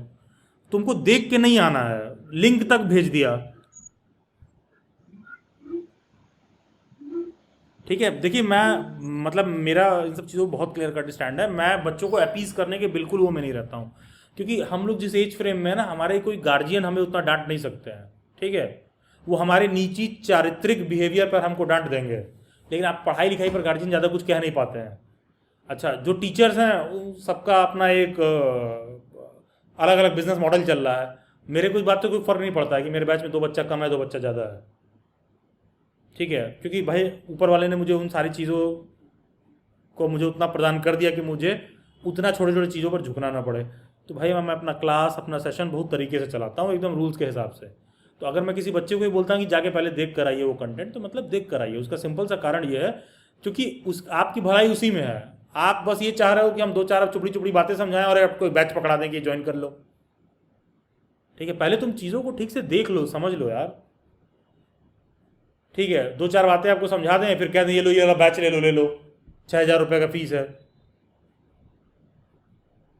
ना। मैं 6,000 रुपये से ना मैं अमीर बनने वाला हूँ ना तुम्हारा 6,000 रुपये से कुछ होने वाला है। ज़रूरत ये है कि वो 6,000 रुपये बैच का बस वहाँ पर लगे जिससे आपका सिलेक्शन और कामयाबी हो जाए। ज़रूरी ये है, मेरे लिए तो बस वही इंपॉर्टेंट है कि कोई बच्चा हमारे यहाँ फी देकर आया है तो उस बच्चे को जो सोच के आया है उसके एक्सपेक्टेशन पर मैं एटलीस्ट मैं खरा उतरने की कोशिश करूँ। तो एटलीस्ट उसको अपना एलिजिबिलिटी कोई वीडियो लेक्चर लिंक तक भेज दिया गया लाके चैट में, उतना करके आओ भाई, ठीक है? नहीं तो हमको क्या है, हमारा एक बार क्लास शुरू हो जाएगा, हम सिलेबस शुरू कर देंगे, कंप्लीट करा देंगे, बात खत्म। तो मैं या तो आप कह दीजिए कि हम सिर्फ सिलेबस कंप्लीट कराने बैठे हैं, तो नहीं भाई मैं वो करने नहीं बैठा हूँ, ठीक है? मतलब मेरे अंतरात्मा से आवाज़ नहीं आता है, चाहे बहुत लोगों को लग रहा हो बहुत रूड साउंड कर रहे हैं आप, ये कर नहीं, रूड नहीं साउंड कर रहा हूँ मैं, प्रैक्टिकल साउंड कर रहा हूँ, ठीक है? आप जो कर रही हो आपका बड़ा वाला कट जाएगा, आप बस इंतजार कर रही हो कि किसी प्लेटफॉर्म का आप ऐप इंस्टॉल करेंगी, वो आपको फ़ोन करेंगे, हाँ बेटा क्या दिक्कत है, थोड़ा देर तुमको चुपड़ी चुपड़ी बातें समझाएंगे, तुमको लगेगा वाह ये तो मेरी बेवकूफ़ वाली बातों पर हाँ हाँ कर रहे थे, हाँ फिर तुमको 7,000 का कोर्स पकड़ा देंगे, ठीक है? तुमको भी समझ में नहीं आएगा तुम्हारा कट कहाँ गया। तो मैं बार बार कह रहा हूँ पहले देख लीजिए जो चीज़ें बोल रहा हूँ, ठीक है? कुछ सोच के मैं बोल रहा हूँ। जो आप कह रही हैं कॉमर्स लेना है कि ये लेना है, कुछ मैं सोचा हूँ तभी तो बोला हूँ जाके उसको पहले देखो, नहीं तो हमको क्या करना चाहिए था, जाओ भाई ये बैच ज्वाइन कर लो, ठीक है? और ये बातें जो मैं कह रहा हूँ ना, ये कहने के लिए बहुत कलेजा चाहिए। पिछले 5 साल से जब से बच्चों को पढ़ा रहा हूँ तो मेरे आज भी सारे सेशन ओपन होते हैं, मुझे आपका घर बार एड्रेस कहाँ से ज्वाइन किया नहीं पता है, ओपन व्हाट्सएप ग्रुप में लिंक आता है, सीधा वहाँ से आप ज्वाइन करके आ रहे हो। अगर मैं अपना काम ढंग से नहीं करूँगा तो यहाँ बहुत से पुराने बैच के बच्चे भी ज्वाइन कर सकते हैं। जैसे मैं किसी बच्चे को बोल रहा था आप लास्ट ईयर लैंग्वेज के बैच में थे, वो तरन्नुम थी तो वो वापस ज्वाइंड है, तो अगर उसको मैं उसका काम ढंग से नहीं करके दूंगा तो वो आके वो तो हमारे सेशन में ज्वाइन करके हमको बताएगी सर आपने ढंग से करके नहीं दिया था, तब उसका सिलेक्शन वो ली है नहीं ली है, अपना एडमिशन विड्रॉ कर रही है, कह रही वापस से फिर प्रिपेयर करेंगे, वो उसका चॉइस है, उस पर मैंने उससे बात नहीं किया। लेकिन हमारे यहाँ ज्वाइन की थी तो बैच में उसका काम डिलीवर हुआ कि नहीं हुआ, ठीक है, मेरा वो चीज़ काम है भाई। तो उसको सिस्टमेटिक ढंग से चलाने के लिए एक तरीका बना हुआ है। तो इसीलिए मैं बार बार कहता हूँ कि एलिजिबिलिटी चेक कर लीजिए, प्लेलिस्ट चेक कर लीजिए, उसमें देख लीजिए वीडियोस में क्या है। वो इसीलिए कहा जा रहा है, आप नहीं देखोगे तो आपका बड़ा वाला कट जाएगा। एंड एक चीज़ आप लोग ये भी समझ लीजिए, जो भी ढंग का काबिलियत रखने वाला व्यक्ति है उसके पास आपका बकवास सुनने के लिए फुर्सत नहीं है। तुमको चाहे लगे कि ये मेरा बकवास बहुत इंपॉर्टेंट है, ठीक है, इस बात को समझिए। आपको चाहे लगे कि ये जो भी आप पूछ रहे हो ये नहीं, ये फालतू क्वेश्चन नहीं, मेरे लिए बहुत इंपॉर्टेंट है, ये है, उसके बाद आपका लिए फुर्सत नहीं है। आप बिलीव नहीं करोगे, कल अभी जब ड्यू का सेशन था तो 4 से 7 साढ़े 7 बजे तक मैं सेशन में बैठा था, 7:30 से 8:30 मेरा मीटिंग था, 8:30 से 12 बजे तक कल मेरा जॉब रेडी स्किल वालों के साथ सेशन चल रहा था। तो एक तरह से मैं 7:30 से 8 घंटा लगातार बैठा हुआ था, जिसमें से 90% एरिया बस ऐसे ही ओपन था। तो आप ये उम्मीद करोगे कि उस व्यक्ति से फ़ोन पर बात करके घंटा भर हम समझेंगे कि वो कोर्स बेचेगा, तुमको लग रहा है आदमी तुमको टाइम देगा। ये मैं सबके लिए कह रहा हूँ। बहुत सारे बच्चे आते हैं, जैसे कल कोई बच्चा कह रहा था कि मेरे पेरेंट्स से बात कर लीजिए, क्योंकि बच्चे को लगता है कि अच्छा सर के यहाँ ज्वाइन करना तो क्यों नहीं मेरे पेरेंट्स से बात कर ले रहे हैं, ऐसा क्या है। अरे सिंपल सा बात है भाई, टाइम नहीं है आपके पेरेंट्स से बात करने का, ठीक है, क्योंकि उनसे बात करेंगे आधा घंटा, उनको समझाओ, अपने बच्चे के बारे में बात करेंगे, ये करेंगे वो करेंगे, ठीक है। मतलब जो बात है एकदम खरी खरी, ये चीज़ नहीं कि जो है दोस्तों आपके लिए 8 घंटे हम खड़े हैं, फ्री में पढ़ा रहे हैं। हाँ भाई, आपको कोई पैसा देगा भी नहीं भाई, आपको जितना नॉलेज है ना, आप 8 घंटे जो तमाम लोग तुमको इधर उधर बोलते हैं फ्री में पढ़ा रहे हैं 8 घंटे लगातार खड़े होके, उनको कोई पैसा देगा भी नहीं ढंग का पढ़ाने के लिए, ठीक है, क्योंकि वो ढंग से कराने के लिए पहले ठीक ठाक एक्सपीरियंस चाहिए, नॉलेज चाहिए। अदरवाइज़ यहाँ जितने बच्चे आए हैं आप सब, अगर आप ग्रेजुएट हो तो आप 10th लेवल 12th लेवल तक पढ़ाने के लिए तो आप सक्षम हो ही। कोई बच्चा अगर यहाँ मान लो कोई बच्चा यहाँ पर हिंदी का हो, हिंदी ऑनर्स का हो, तो 10th तक के बच्चे को तो हिंदी पढ़ाई देगा, कौन सी बड़ी चीज़ है, ठीक है। कोई बच्चा इंग्लिश ऑनर्स का हो तो 11th 12th के बच्चे को पढ़ा देगा, इंग्लिश क्या दिक्कत है। कोई बच्चा कॉमर्स का हो तो 10th के बच्चे को पढ़ा देगा, कॉमर्स क्या दिक्कत है उसमें, ठीक है। तो लेकिन अगर उतना पर्याप्त होता तो सरकार इतना सारा मानक क्यों बनाती, ठीक है। तो ये सब चीज़ें कुछ बताया गया है, कुछ रूल रेगुलेशन है, बोला जा रहा है तो आपके हित में बोला जा रहा है। बस है क्या ना, आपको हजम नहीं हो रहा है कि कोई आदमी कैसे मेरे हित में बात कह रहा है, ठीक है। तो आपका कट जाएगा बड़ा वाला, कोई उठा के कोर्स ला के पकड़ा देगा तो, ठीक है। सिंपल सा बात ही है, थोड़ा ना सर्च करके देखिए, और जो भी आपके डाउट हैं वो सब डेली बाइट्स पर ढंग से क्लियर किया गया है। और जैसे मान लीजिए कहीं पर कोई वीडियो या कुछ है तो डिटेल में उसको समझाया गया है। जस्ट शो यू,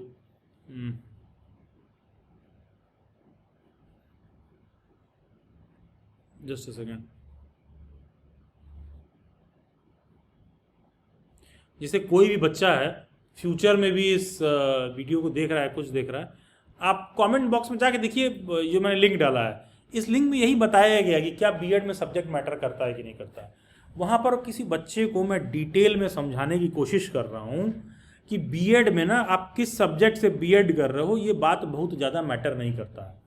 ये मैटर इसलिए नहीं करता है क्योंकि बीएड में ना पढ़ाया कुछ नहीं जाता है, बीएड में बस ये सिखाया जाता है कि पढ़ाना कैसे है। तो लेट्स से कि तुम्हारा एडमिशन हो गया किसी बीएड के कॉलेज में, तो तुम चाहे कॉमर्स की हो चाहे तुम इकोनॉमिक्स के हो, अगर तुम्हारा टोटल एक सेमेस्टर में 6 सब्जेक्ट चलता है तो 6 में ना 5 सब्जेक्ट सबका सेम होता है। सिर्फ दिन में एक क्लास आधे घंटे का ऐसा होगा कि कॉमर्स का बच्चा वहां जाके बैठेगा और इकोनॉमिक्स का बच्चा वहां जाके बैठेगा, सिर्फ एक क्लास ऐसा होता है। कल को जब तुम बीएड करके कंप्लीट भी कर लोगे तो कोई सा भी जॉब का एडवर्टाइजमेंट आप खोल के देख लीजिएगा, वो आपसे कभी नहीं पूछता है कि आपका बीएड में कौन सा सब्जेक्ट है। वो बस बोलता है कि बीएड का डिग्री होना चाहिए, सब्जेक्ट चाहे जो हो, ठीक है। बीएड में बस वो आपसे कहता है कि सब्जेक्ट होना चाहिए, बस बीएड आप कर क्या आए हो, बीएड में सब्जेक्ट चाहे जो हो।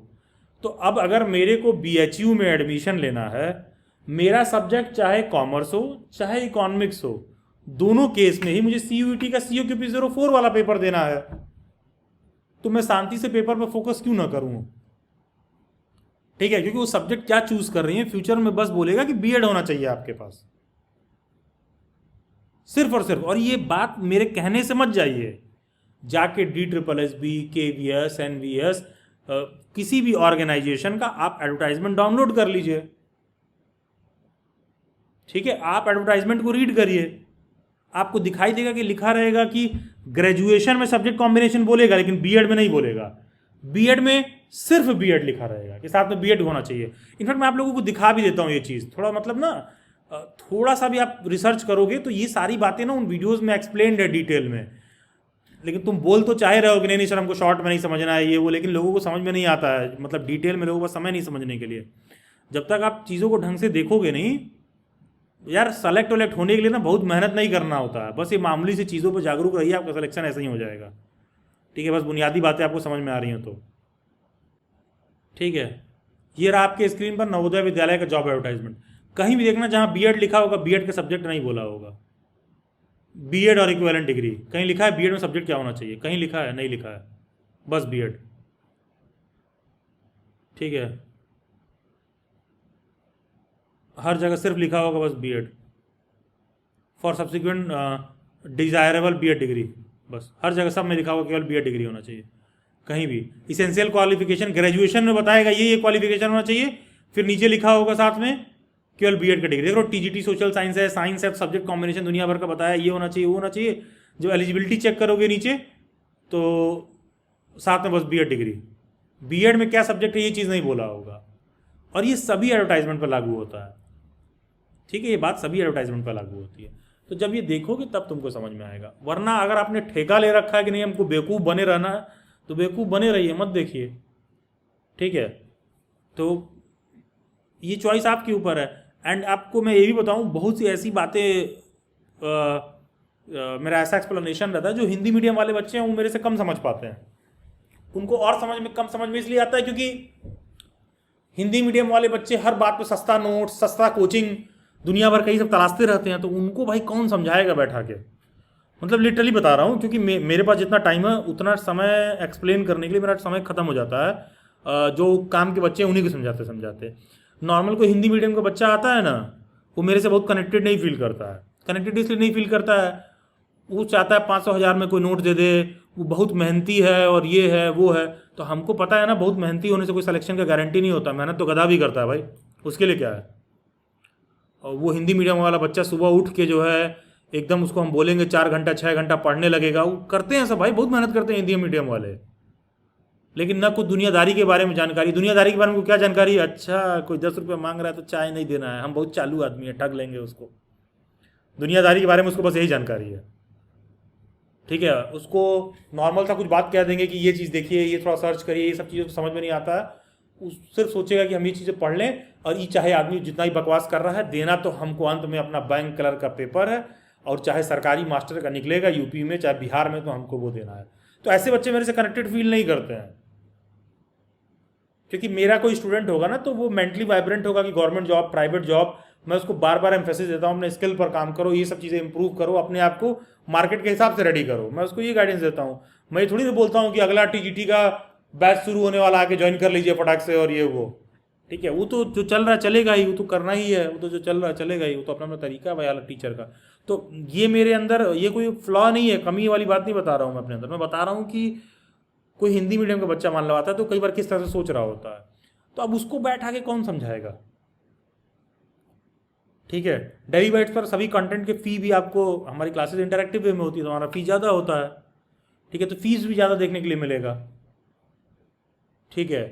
तो और फिर वो बच्चा साल भर बाद और मेहनत करेगा, फिर सोचेगा फ्री में यहाँ से पढ़ लें वहाँ से पढ़ लें, इतना अपना टाइम इधर उधर दुनिया भर का किल करता है। तो वो चॉइस उसकी है भाई, नहीं फील करता है कनेक्टेड वो हमसे, मतलब उस इन दैट केस कोई बच्चा इस तरह का रहता है तो I am not a good teacher for him और हर। अब वो उसको देखना है। उसी तरह कंटेंट को भी लेकर प्रिपेयर कर रहे हो, पहले सारी बातें समझिए, और समझने के लिए बहुत सारा कंटेंट अवेलेबल है। जब आप चीज़ों को समझना शुरू करोगे तो पेन और पेपर लेके बैठो, हफ्ता भर बहुत सारा यूट्यूब पर कंटेंट देखोगे, बहुत सारा चैनल का नाम नोट करोगे, तुमको समझ में आएगा कि अच्छा ये वाला जो है इस चैनल पर ठीक से देखने के लिए मिल रहा है। घंटों घंटों का लोगों का कंटेंट मिलेगा, तुम देखोगे, समझोगे क्या चल रहा है, फिर तुमको क्लैरिटी मिलेगी। क्लैरिटी कहीं से नहीं आती है, क्लैरिटी बस उसी बात को बार बार सोचने, विचारने और करने से आती है। लोग कहते हैं कि तुमको इतना क्लियर कैसे रहता है ये चीज़ करना है, उसी को बार बार सोचना और करना, उसी से बस क्लियर रहता है। ठीक है, बहुत सारे बच्चे मेरे पास आते हैं कि सर आप कैसे सस्टेन्ड वे में मोटिवेटेड रहते हैं। हमने कहा सस्टेन्ड वे में मोटिवेटेड तो जानवर रहता है, इंसान के बस का नहीं है। अगर आप मनुष्य योनि में पैदा हुए हो तो डिप्रेशन, एंग्जाइटी, डिप्रेशन ये सब होगा, बस वो चीज़ें आपको ओवरटेक नहीं करनी चाहिए।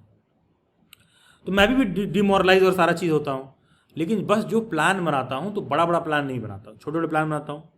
मैं इंश्योर करता हूँ मैं अपने प्लान्स को एग्जीक्यूट करूँ। ये चीज़ करना एक सेंस ऑफ सेटिस्फैक्शन देता है। ठीक है, तो उसके लिए ना आपको बहुत टॉपर होने की ज़रूरत नहीं है। ठीक है, मेरा 3 या 4 गवर्नमेंट जॉब में मेरा सिलेक्शन हो चुका है अब तक, तो मैं पूरे दावे के साथ कह सकता हूं कि वो सारी चीज़ें क्वालिफाई करने के लिए मुझे कोई बहुत ज़्यादा पढ़ने या टॉपर होने की ज़रूरत नहीं थी। It was just about it कि यू आर अवेयर और नॉट। ठीक है, जस्ट आप अवेयर हो कि नहीं, थोड़ा सा आप जानकारी रख रहे हो तो आपका काम हो जाएगा। ठीक है, जैसे किसी को मैंने बोला था अभी स्क्रीन शेयर करके ज़रा दिखाइए, तो उन्होंने कहा कि हमें नहीं आता कैसे करना है।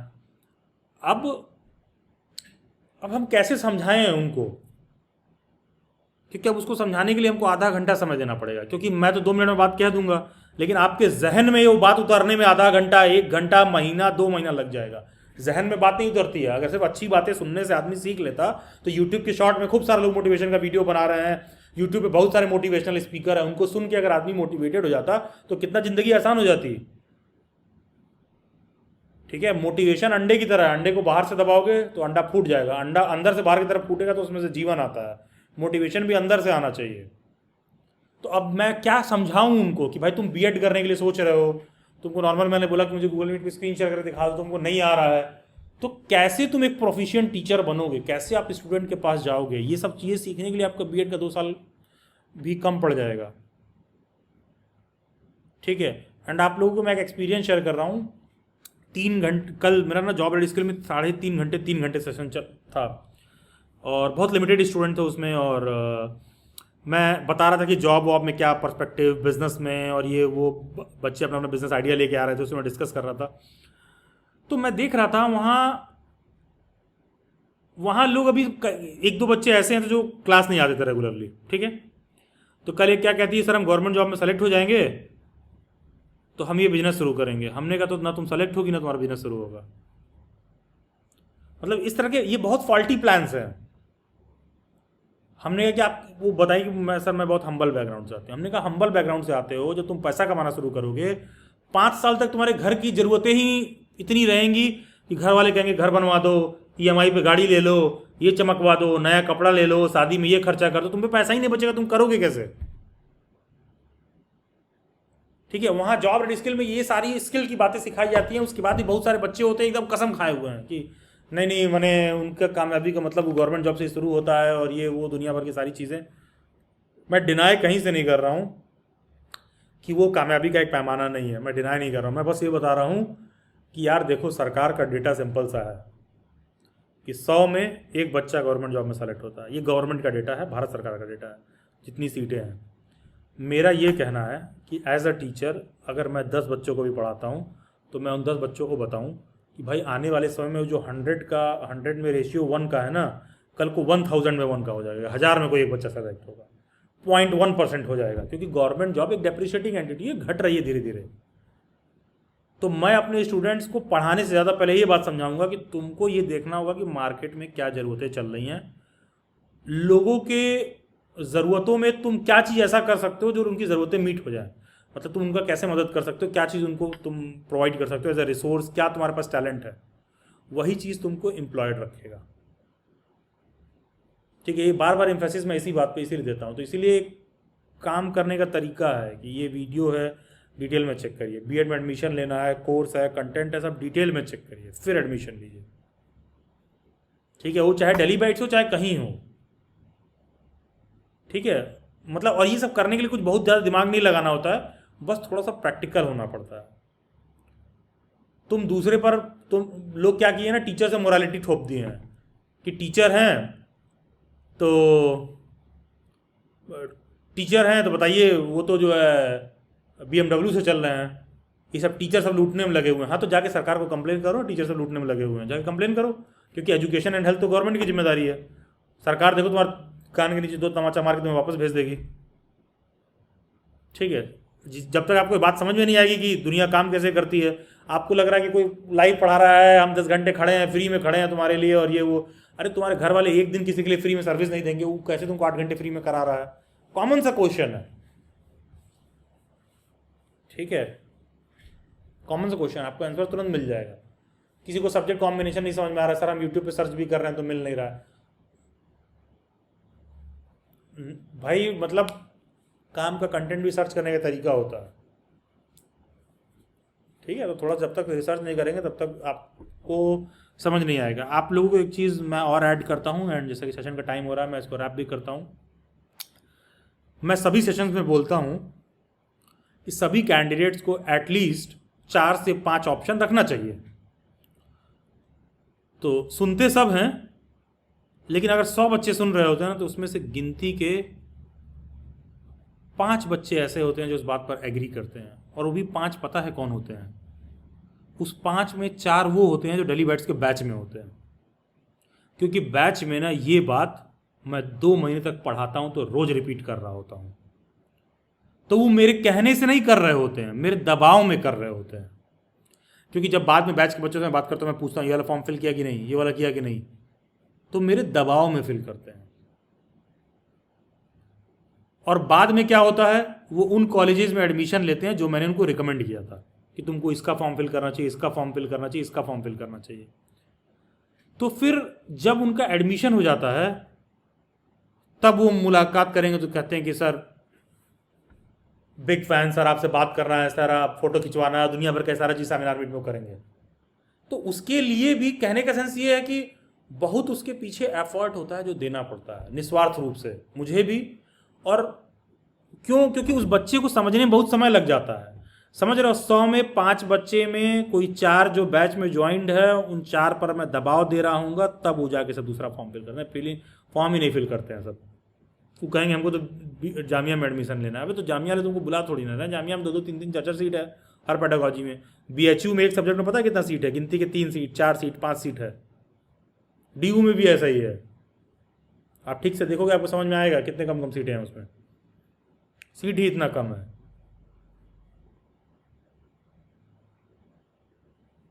हर सब्जेक्ट में।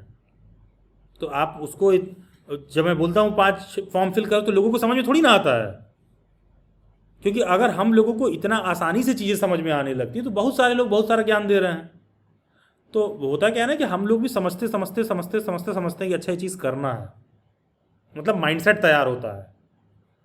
अब जो बच्चा मेरे साथ पिछले मेरे 3 सेशन में 1.5 घंटे, 2 घंटे, 3 घंटे से बाद बैठ के सुन रहा है और सिर्फ सुन रहा है ना, उसका आधा डाउट ऐसे ही क्लियर होते जाता है कि क्या करना है, क्या करना है, क्या करना है। सुनते सुनते प्रायोरिटी वाली चीज़ें क्लियर हो जाती है। ठीक है, ये रीज़न है।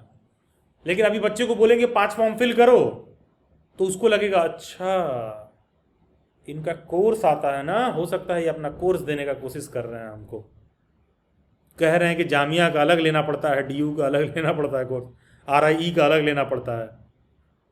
भाई नहीं करोगे तो साल भर बाद समय आपके लेने लगेगा।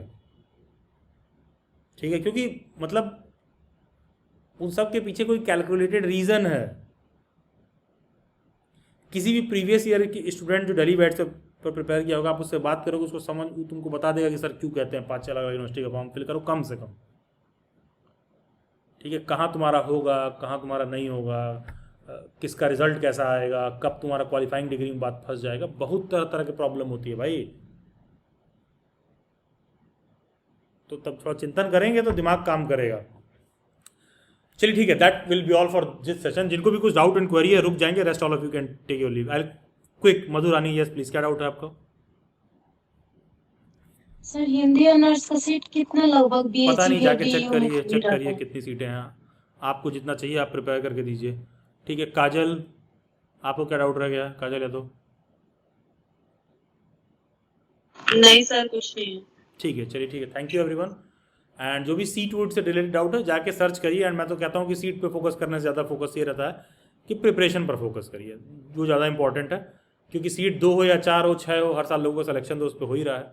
तो बेस्ट वे में प्रिपेयर करिए, बेस्ट दीजिए, बेस्ट एफर्ट लगाएंगे तो कोई ना तो कोई एक यूनिवर्सिटी होगी जो आपको एडमिशन देगी और ढंग का एडमिशन देगी।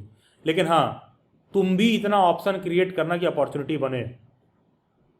जब 4-5 ऑप्शन लेके चलोगे तो उसी ऑप्शन में एक अपॉर्चुनिटी क्रिएट होता है। That will be all. Thank you, good night, बहुत सारी शुभकामनाएं, ऑल द वेरी बेस्ट।